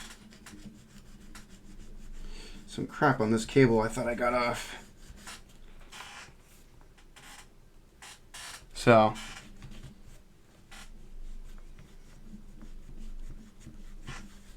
yeah, this cable was pretty clapped though when I got it. It was like all spray painted and whatnot, so I had to clean all that bunch of spray paint residues on this. So I cleaned that one off. So we're good there. So hopefully our switches are a lot more dry. Let's get our stabilized keycaps at least. Let's try and do our stabs again. So now we'll just like dry these ones out, and then we'll put on the other keycaps later. So, all right, friends, got those. Let's move this puppy up here. So, okay, let's just look at everything, make sure we're all dry here. That looks good. Looks to be moisture free. So we're just kind of getting these puppies going. Oh, set control. Don't need that. So yeah, I just need to get a little bit that moisture out. Yeah, note to self, let these dry a little longer next time. So awesome. All right, we're good. All right, let me get my stab parts out again. And we're going to try this again, everybody. So there you go. Cool. Okay, let's put our little clips on. And we'll get this board going, everybody. We're hitting almost a 2 hour. We're hitting hour 45 we've been on here. Holy crap, everybody. I know, like I said, there's things we could have done tonight, but we chose to watch a guy build keyboards, which I am okay with. Ah, damn, okay. Let's get these ones going.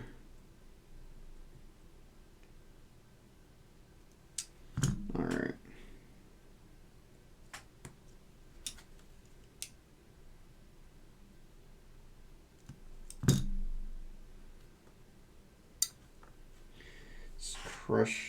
Compressing these so these clips clip in there. There we go. Awesome. Big ass enter, which is a vibe. I love my big ass enters. Big ass enter is probably my favorite keycap of all time. It's just, it is a vibe. So, very much a vibe. Yeah, it's not working.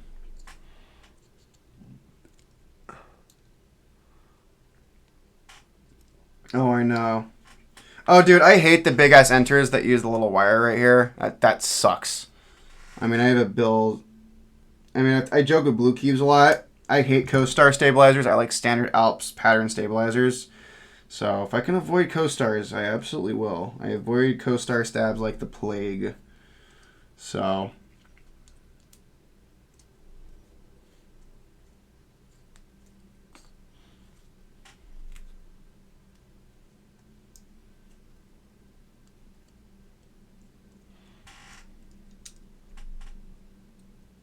Yeah, I mean, that's the thing with Alps stabilizers in general. Like, I think once you get them on the board, you just kind of keep them there. And that's what I told my, like, the client commission builds I've done. I tell my clients, gotta get to say it. I tell my clients, I sound like a freaking lawyer. I tell the clients, I build boards for. If you want to clean the keyboard, take off all the keycaps, except the stabilized keycaps, because it's just a pain in the ass putting them back on. And the clients are pretty much abided by that. Unless I give you like DCS keycaps and you have Cherry MX stabilizers, but if you have a board that's like Ty Howard vintage caps, like, don't take the damn stabilized keycaps off, please. It's just such a pain in the ass putting them back on, so I just don't deal with that. So, all right, we got all those. What do I want to do first? I'll do the shift over here. So let's get them going, everybody.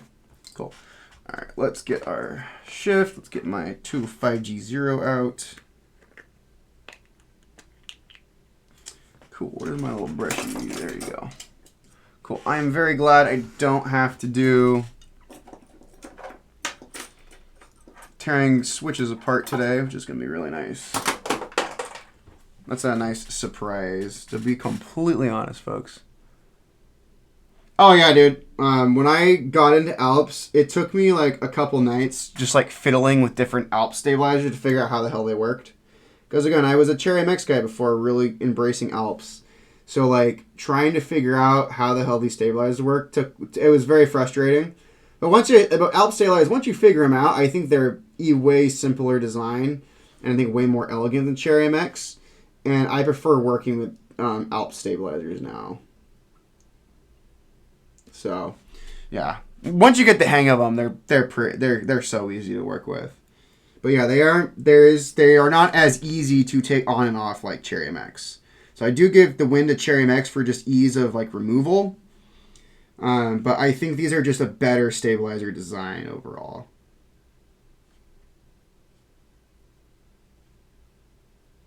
And again, with the spacebar being the biggest pain in the ass.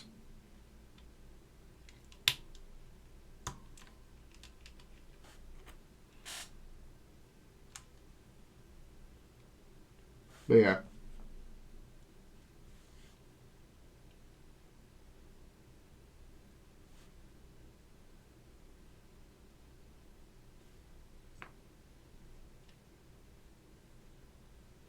Cool.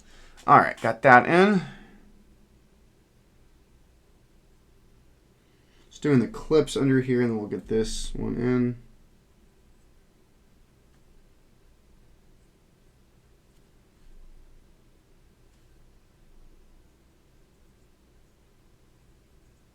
Yeah, normally we do this at the beginning, but when these keycaps didn't dry properly, and they've been sitting in a bag for a couple of weeks. So wanted to let these dry while we did everything else.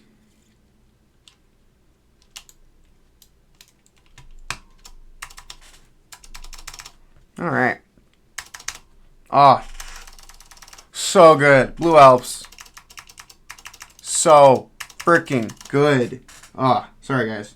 I love Blue Alps. Like favorite Switch, like without question for me. So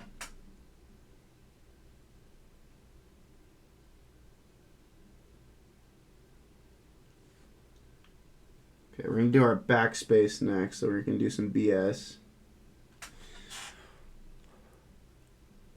Oh, dude, I want Gateron lanes. I literally have like 60 different Cherry MX switch types on hand. So like, do I need more Cherry MX stuff? No, but I do want the Gateron lanes because I am a big fan of Gateron. I have the Gateron melodic clickies, and those are freaking awesome. I have those in my RamaWorks thermal, and they're amazing. So it's a Cherry MX clicky that doesn't suck. So that's really nice. Okay, I get that. Leave the top part of it.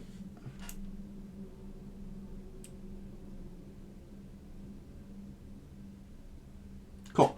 Got that part. Let's do these clips right here.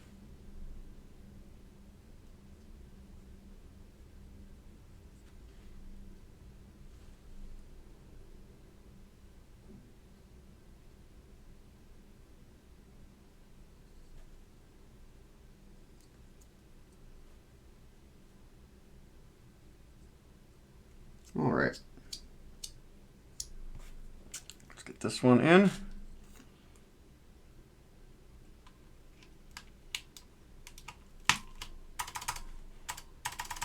Ah, so good. So good. All right, let's do our two numpad ones. And then we'll do our ins 0 first.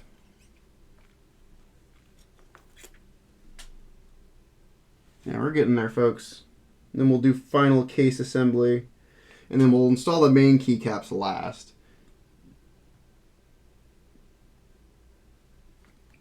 So good.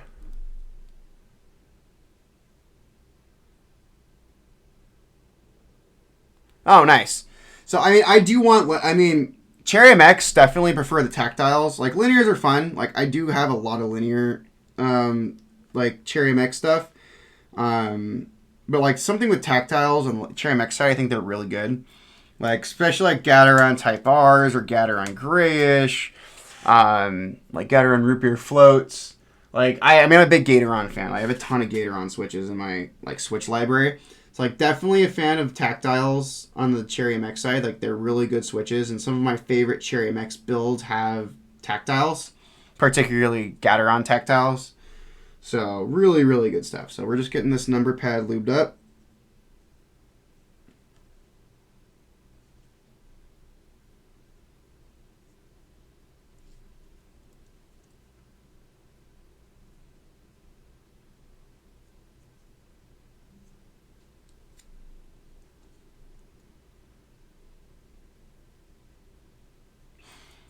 All right, cool.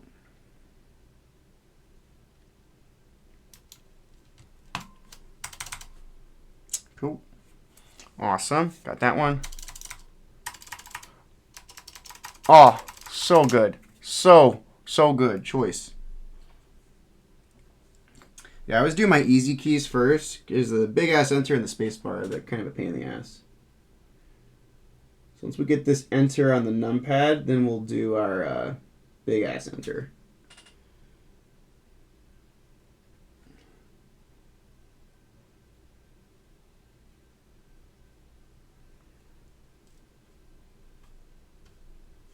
Cool. Got that. Coming along, friends. Coming along.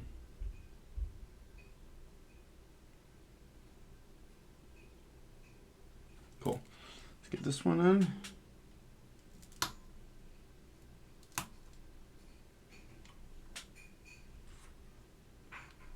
Got that one in. Perfect. Oh, nice. Yeah, Gator and Lands, I do want to get them. I know they're in stock they're out of stock basically everywhere. It's like when they came in stock, everyone freaking wanted them. So hopefully when they do a restock of them, I'll pick up a set. They're kind of hard to get right now. And I'm not paying like some aftermarket seller jerks aftermarket price.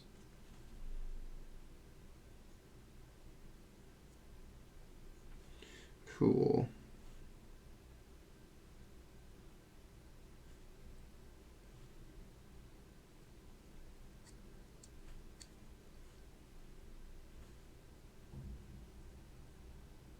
Cool. All right, let's get this one going.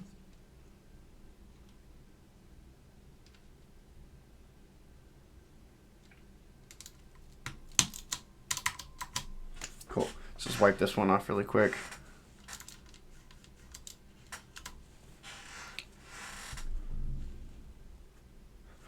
Dude, I love it when people say that. Like they like have something on Mech Market and they ask like some insane markup and say like, I know what I have. I'm like, you're a jerk. Screw you. That's like the people who like ask like $2,000 for like a standard edition unicorn. Like, screw you. That's my opinion on those people. I'm like, bro.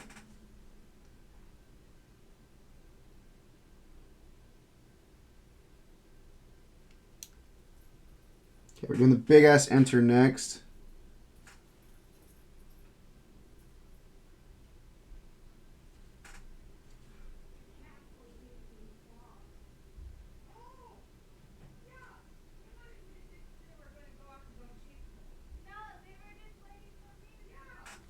All right, let's get this wire put in.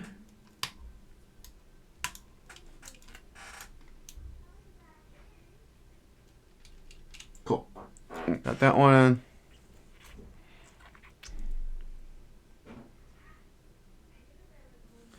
All right, let's get these clips going.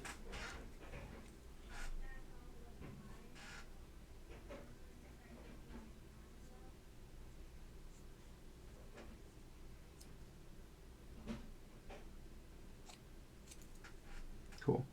Almost there, and then we can do the space bar, and then we'll do final assembly.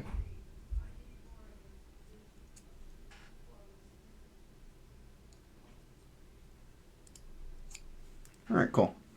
Oh, didn't lube the wire up here. Let's do that.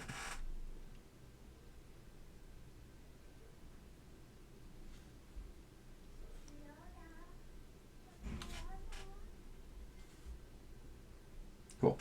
All right, now let's get this going.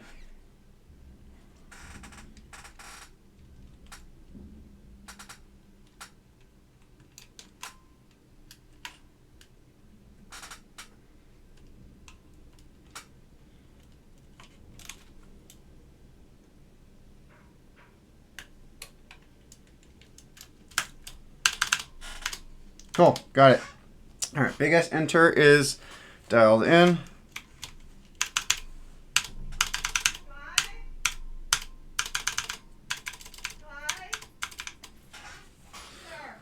Yeah.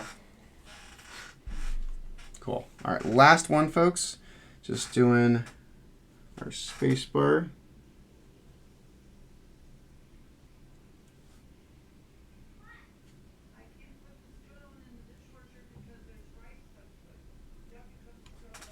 All right.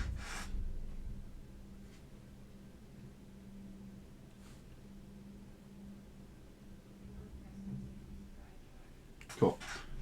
Almost there. All right, let's lube up our bottom space bar, and then we'll be good.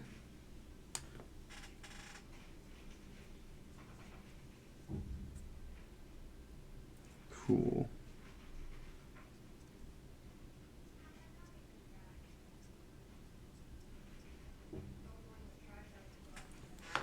Hold up, hold up. Give me a second.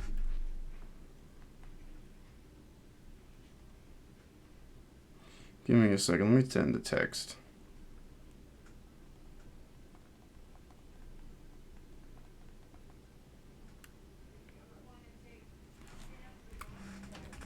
All right, sorry about that, folks. Just taking care of some personal business. Let's get these let's get this space bar installed, and we can do final assembly. That's what I'm kind of waiting for. That's what I'm excited for on this board. So cool.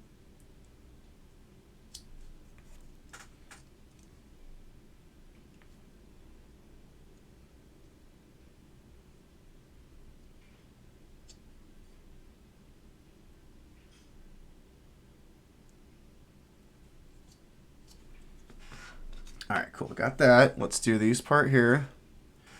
Dude, the Neo 87's a banger of a board.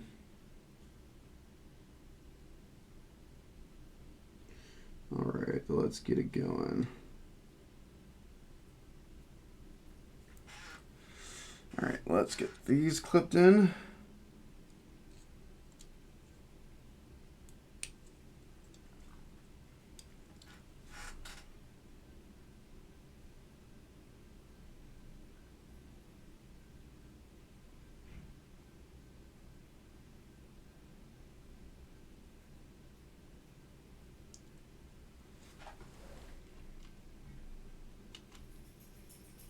Cool. All right.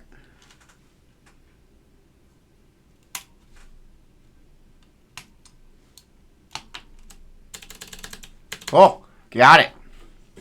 All right, we are golden, everybody.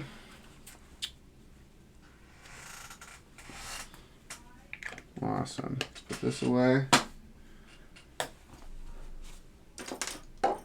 Awesome. Let's just wipe off that bottom.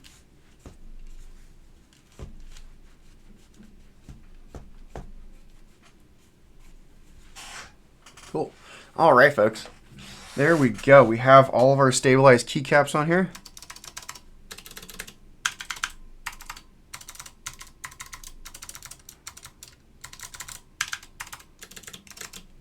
All right, cool. All right, let's start doing final assembly. So we're going to put our PCB assembly to the side for right now, and we're going to focus on final assembly of the case because there's some stuff we got to put on the bottom case.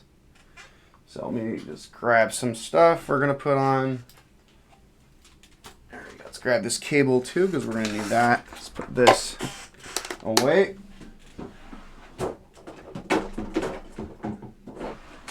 All right, cool.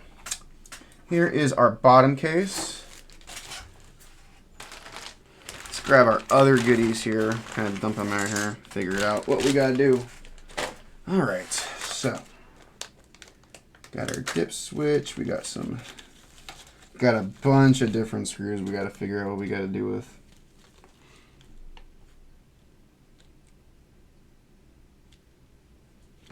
All right, cool.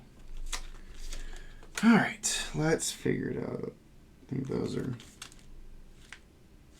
All right. Oh, dude, yeah, I tore down this thing to everything. I tore everything down on this board. So I was very thorough. Okay, there's 5 in there, so we don't want those. We want these puppies.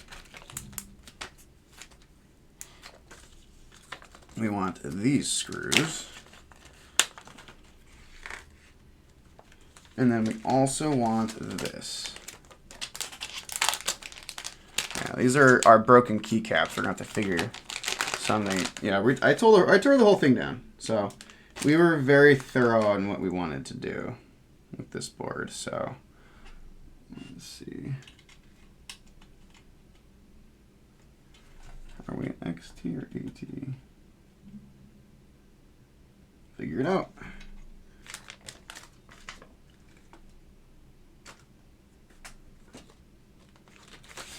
Let's screw this in first. Yeah, we got a bunch of little baggies. We gotta get our screwdriver out for this. Yeah, but I also was like very anal in how I organized the bags with everything. So let's screw this port in. So what's cool about this can either be in AT or XT mode, depending on protocol, but most of the converters can speak either AT or XT.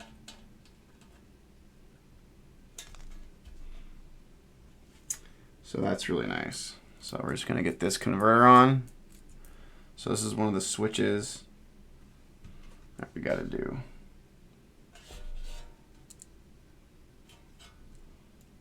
And we'll put our feetsies back on.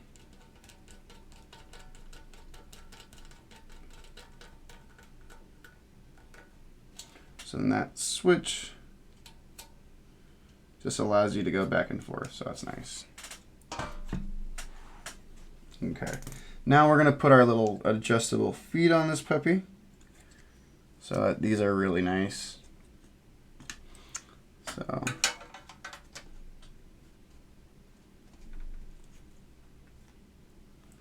all right, let's put these ones on.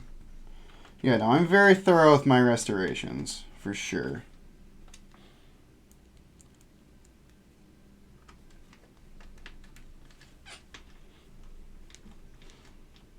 Like, everything got deep cleaned for this board. So, that's just kind of how I roll. If I'm going to restore it, I'm going to do it right. That's just kind of my mindset. So, yeah, we definitely deep cleaned everything. Alright, this cable right here, this is going to be our... So, this also has an attached cable. So I want to... I forget how this went out. How does the cable go out? Give me a minute. Okay, we can kind of choose how I want our cable to go out. Crap, I should have... Okay, I should have figured... Oh, it has to go out this one, so I'm going to put it out here.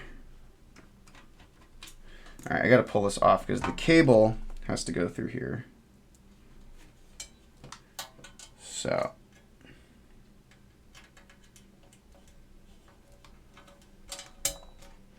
Yeah, we gotta push this cable through. Kind of figure that out. And then one of these... Actually, is that gonna work? Give me a minute. I gotta get the PCB and figure out how this is gonna go. Give me a second. Before we do this part, we're gonna put the top mount on because we got to figure out how the PCB has to be oriented in this damn thing. Oh, we gotta plug this in too. Fuck. Okay. Well.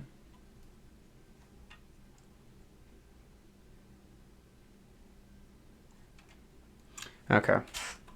Yeah. I think we're gonna go through this one. Okay, it's gonna go right here. Okay, we want to go through that one. Okay. That's why we do this live, everybody. You get to see all my mistakes and whatnot. That's the fun part. So. Because this is going to be our ground cable too, where we plug it in. So we put that ground. That ground wire is going to tap in here. So.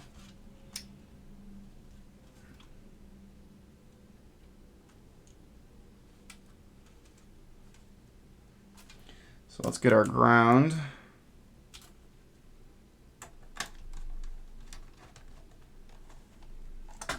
Perfect. And that's where our cable is going to come out. Perfect.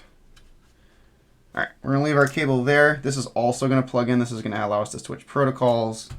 I think for bottom case right now, I think we're good. I think we're going to switch over to trying to do our top mount.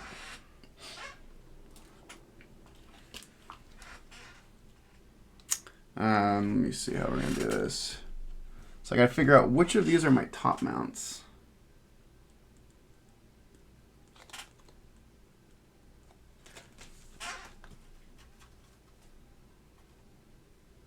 Okay, these are going to be my top mounts. All right, what are these?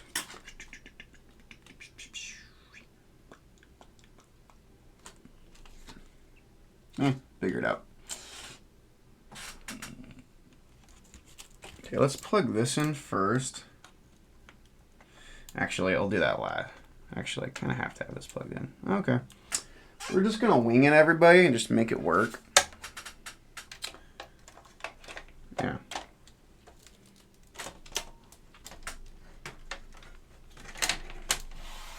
Yeah, we're going to have to be very careful how we do this top mount. Yeah. It's a very fragile thing we got to do.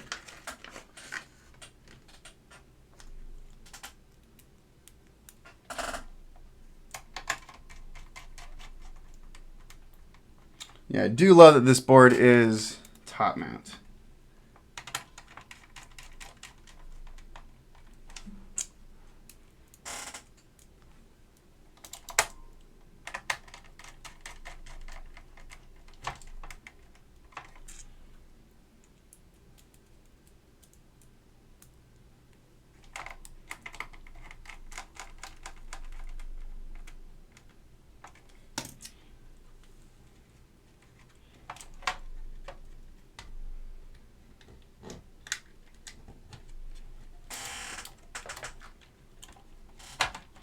Okay.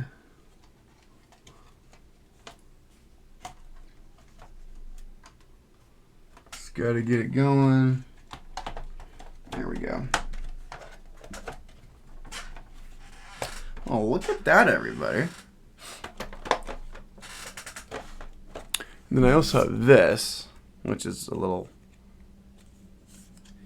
detail piece.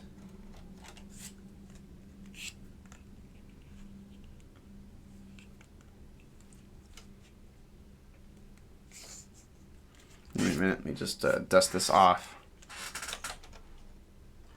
Probably clean that.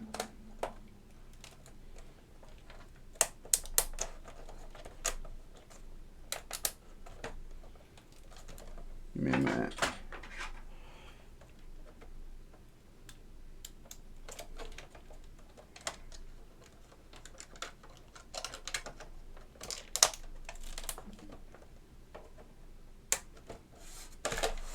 Oh, look at that. Fill that in. Probably put some adhesive just to kind of hold this down, because this is more for like looks and whatnot, but looking good, folks. So let me get the final screw assembly and we'll bolt this case in. And then I think we'll put some feetsies on it.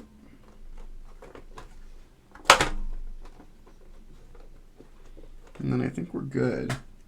1, 2, 3, 4, 5, 6. 6.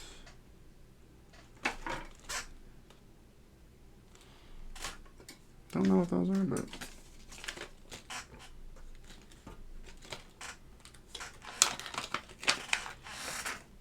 get these final case screws. Yeah, I'm keeping it more for a decorative thing. So, but yeah, this is a beauty, this board right here.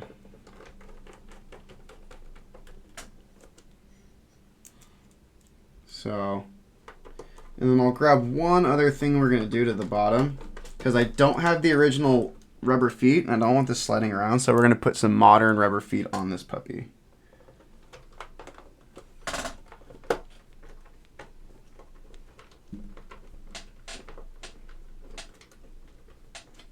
Cool.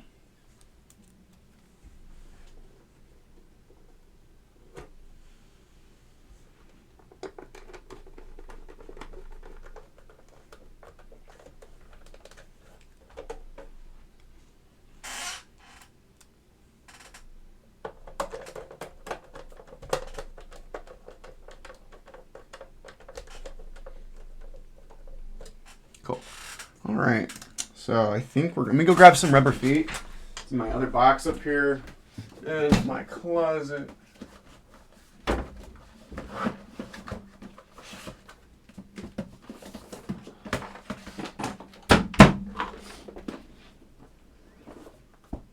Cool. All right, let me grab some adhesive feet, and then we're gonna put these on here. And then we can finally hear this thing.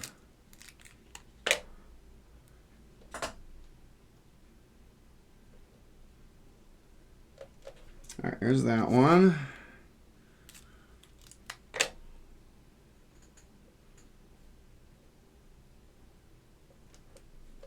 Cool. Yeah, these feet are very tasteful, so they aren't crazy, and they kind of fit the aesthetic. And they do what I needed to do. Keep this thing from sliding around.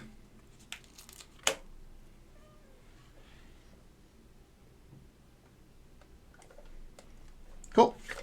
All right. There we go. I think we're ready to do another test, and then we'll do keycaps. And then I think we're going to be good on this board.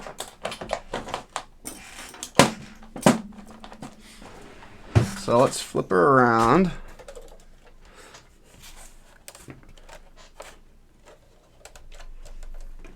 All right, look at that beauty, folks. Look at this. So that is some gorgeous blue Alps. Look at those beauties. Holy cow, I want to get a picture of these. These are awesome. These are really good.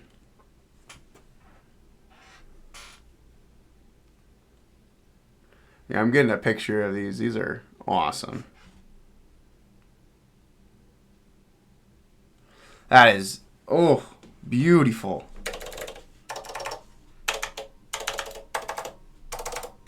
Oh, it pings. I love it. Love it. All right, let's get these keycaps. And if any of them need more, have moisture, we'll just wipe them off.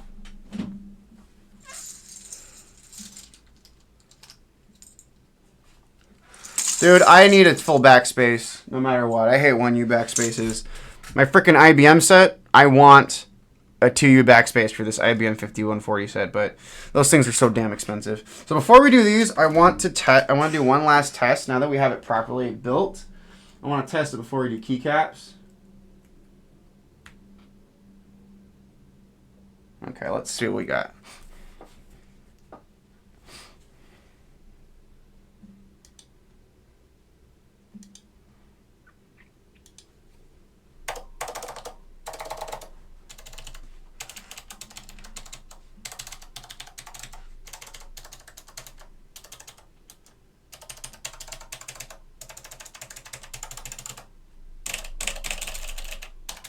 Looking good.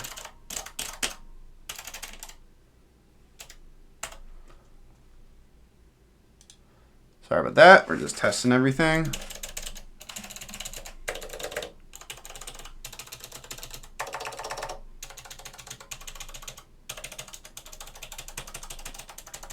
Yeah, we're just testing everything, making sure it's all good. Oh my God, this sounds amazing.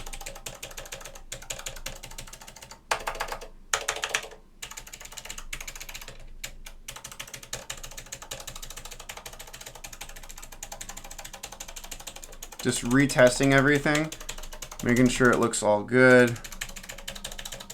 But yeah, these are really good blue Alps.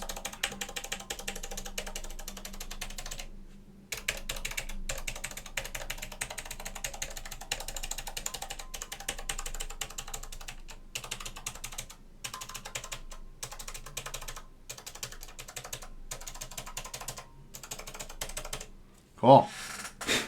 All right, I think we are, everything looks good, folks.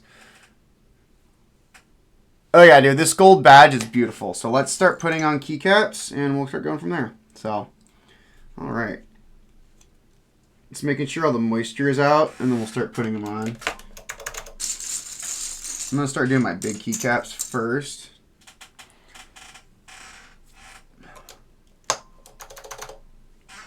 I'm going to disconnect the board just so we're not setting all the inputs off as we put keycaps down. Look at that control up there. It's beautiful.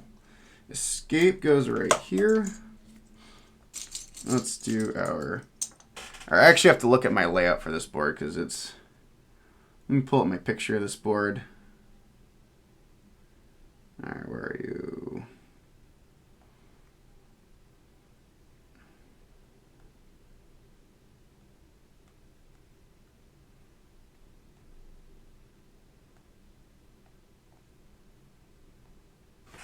All right, so caps lock goes right here.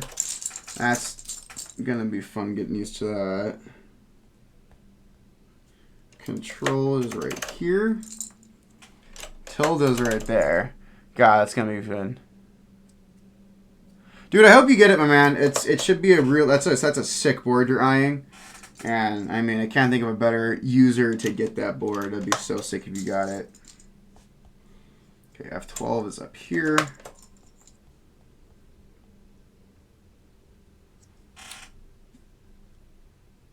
Print screen. scroll lock. Page down. F11 goes up there. Yeah, I'm putting all my gray ones in.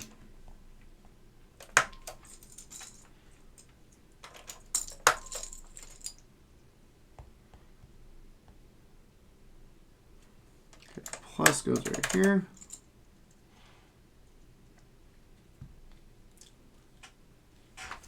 Give me a second.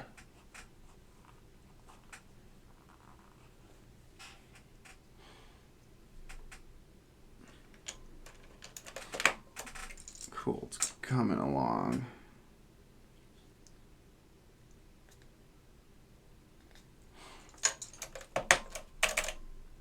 Okay, home. Yeah, folks, we're getting it. And pause up there. Numlock. Insert. Oh, I put insert in the wrong spot. Doy.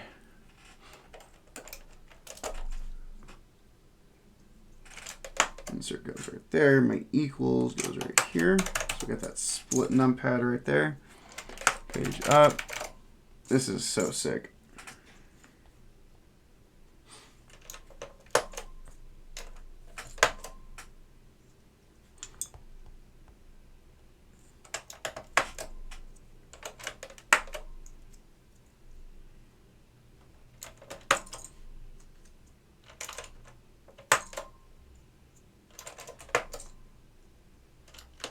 Getting our F column filled in. Got our arrows.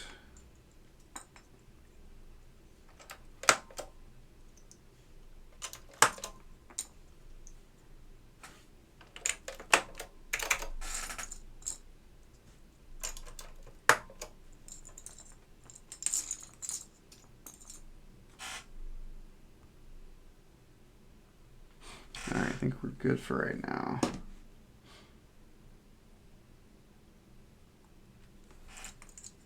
All right, let's start filling them in. Yeah, we're gonna have to, I think we're missing a star one right here too, so we're gonna have to fill that one in. So let's do our numpad first.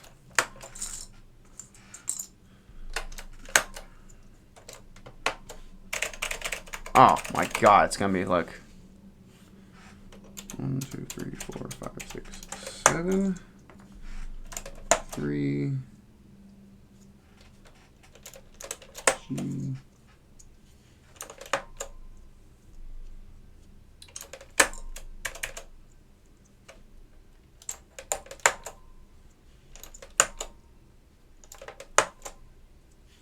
Now we're gonna have to pull some keycaps from a couple others, from another set to complete it, which will be fine. Oh.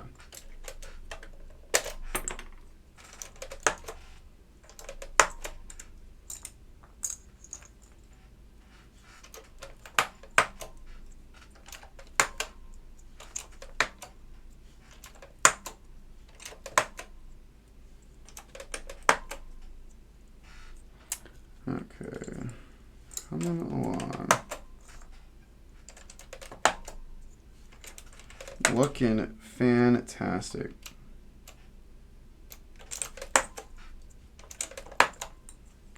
Yeah, this is filling in pretty good, everybody.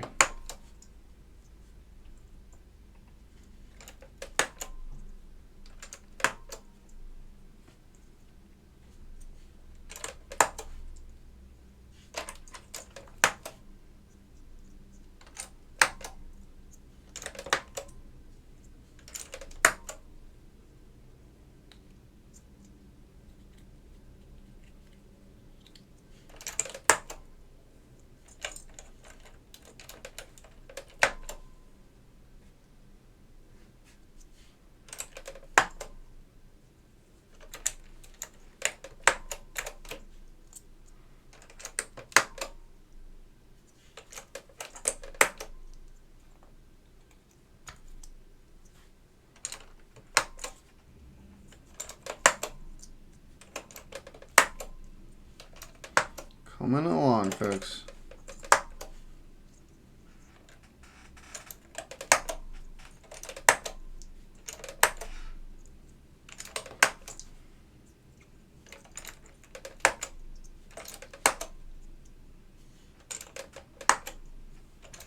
All right, so we're missing 3.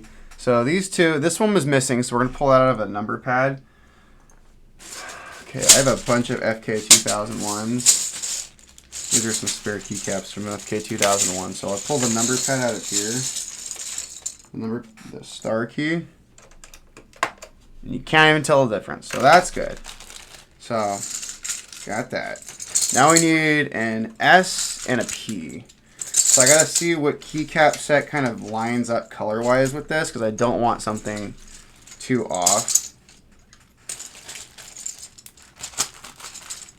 So let's kind of figure it out. I don't want those sets.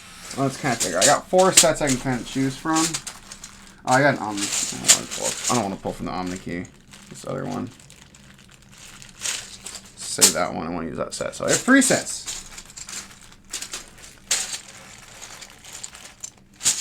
Okay, let's try this set first.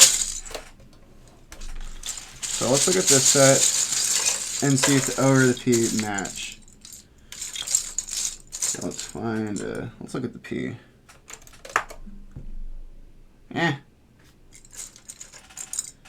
Let's just find the O. It's like finding a needle in a haystack. Fun, everybody. Look at this. I'm digging through keycaps sets to find the matching one. Oh. Oh, wait. S. Where's my S?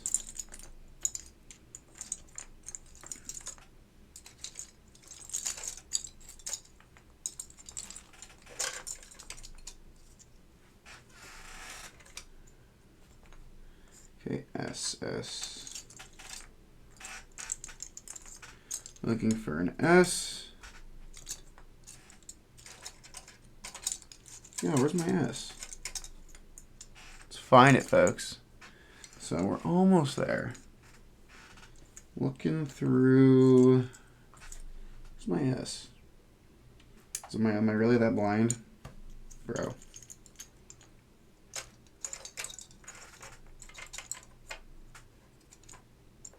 There we go. Those look a little bright, to be completely honest. Not what I'm looking for, to be completely honest. Let's try these other 2 sets. So, oh wait, letter P. Let's try another one of these sets. Let's put this one back. I got 2 more sets I can try. I just want a decent color match. It doesn't have to be spot on, but this one is not what I'm looking for.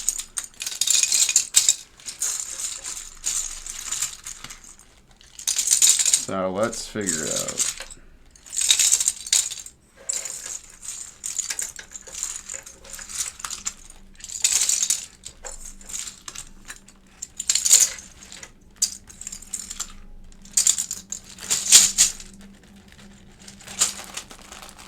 Alright, not that set. I think I'm going to try this one. This one I think I'll have a little bit better luck. Okay, I need a P and an S.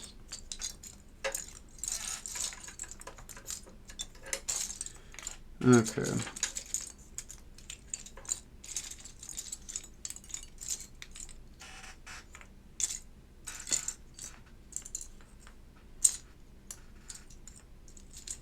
Okay, let's see what we can do, because we want a P. Okay, P. Oh, I think that might be it. I think that'll do it. I think this is going to be the set we're going to go with. Because I think, yeah, it's a little too bright. Yeah. I think we're going to go with this set. And I'll make a note on this set that this is missing a P and an S. There we go. Yeah, I think that's what we're going to go with. I think that looks really good. So I'm going to write on this baggie, no P or S.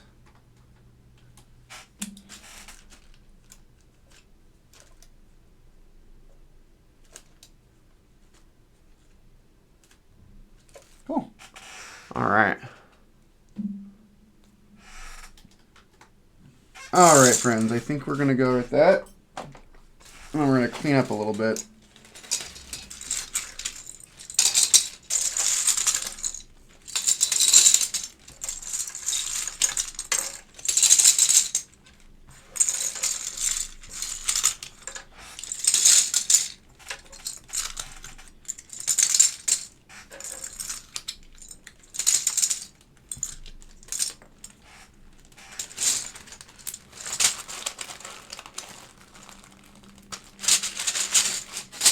All right, friends. I think that is our keyboard. So let me just plug her in again. But yeah, this is a beauty, everybody. That's a beauty. Let me just kind of bring it over so we can kind of see that cable and all of its glory. Look at this. So I want to bring up my other Blue Alps board. And I'll also do a sound comparison of my White Alps OmniKey. So these are Blue Alps in a modern build right here. So this is my GNF18X and these are older Blue Alps. These are earlier. So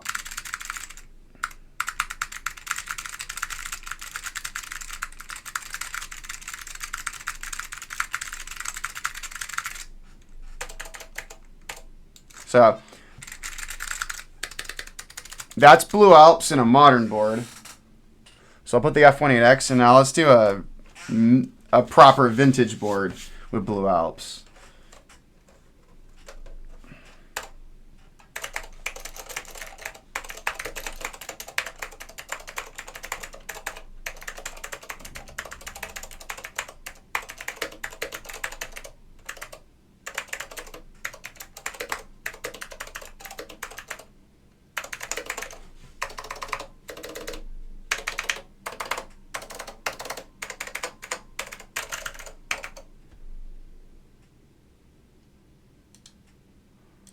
So yeah, I think this is pretty cool. So I want to do one last test of this board. It sounds really nice. Oh, dude, the OmniKey I think sounds infinitely better. So let me just kind of... Let me unplug the OmniKey really quick. I don't want to like mess with stuff. These are Blue Alps OmniKey.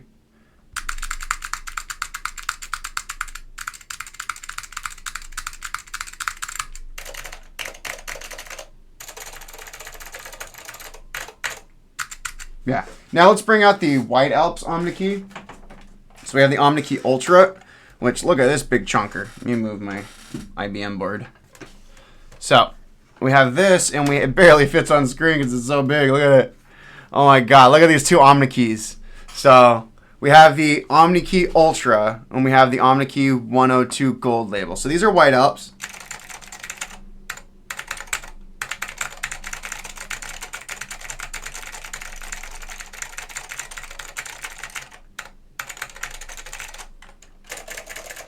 So Blue Alps.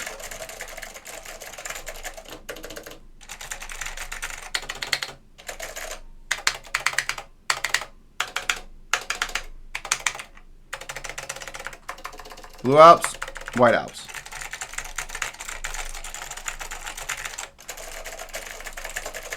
So yeah, I think they're awesome. I love them, and I'll bring out my Pine White Alps Tomo to give you some Pine White Alps sound like in a modern board. Give me a second, guys.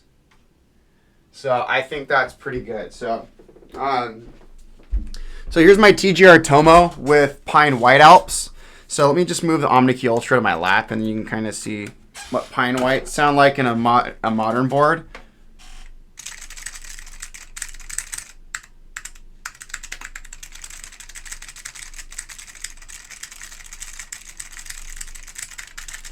So White Alps, so like for the modern builds, like Blue Alps in a modern board,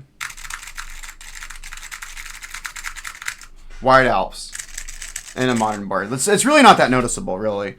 I mean, like unless you really want Blue Alps, go for it. But yeah, then we also have White Alps again in vintage.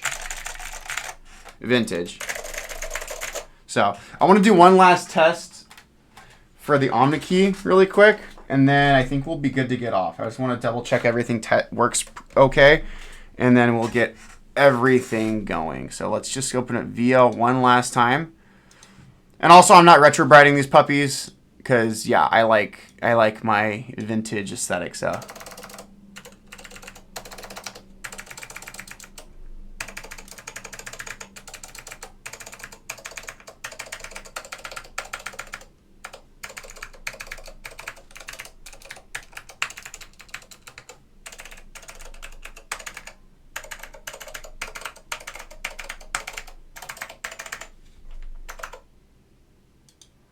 All right, looking good.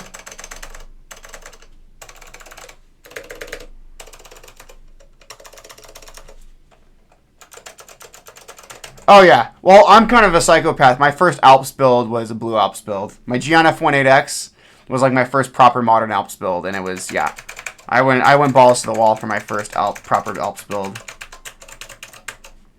Because I'm a psychopath, but it's okay.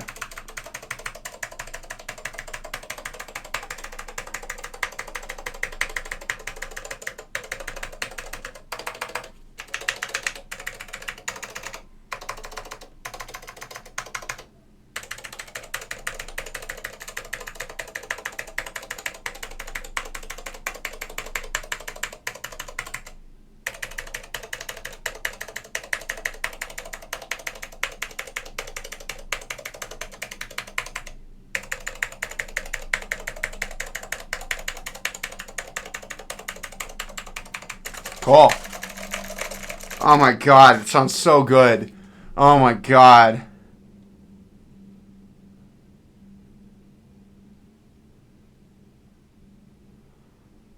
Alright, I want to do a monkey type test while we're at it, folks. So, give me a second, guys. We're going to go into... Let me open up a Chrome. I want to do monkey type. Alright, I'm also a horribly slow typist, so just bear with me.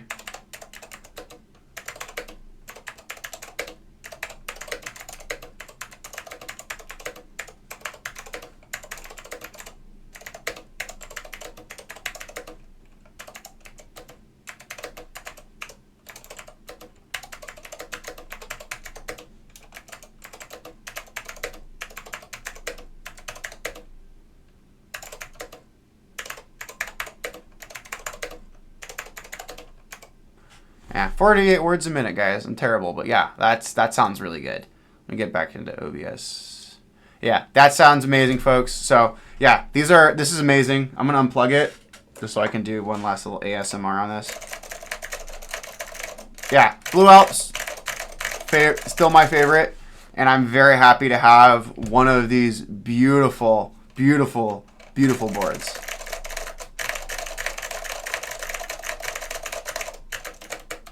Oh, dude, Clicky Alps are where it's at. I hate Clicky Chair MX. Clicky Alps. Oh, yeah. So, all right, my guys. I'm going to, that's pretty much it. I'm going to do something off camera. I'm going to put some double-sided adhesive just to hold this thing in place. And because I don't plan on removing it. And then I'm just going to, there's a couple scuffs I want to take a magic eraser to. See if I can get them off. But other than that, this thing is pretty much good to go, folks. I'm very, very happy with how this board came out. It's gorgeous, and I love the attached cable.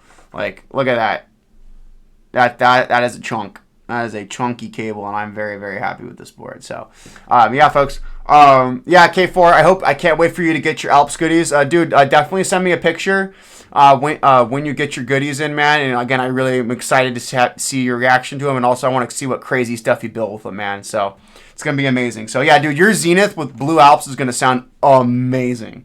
So, Blue Alps, so freaking good, dude. So, all right, everybody. Thank you so much. The VOD of this will be on YouTube later this evening. Have a great rest of your day, everybody. Thank you.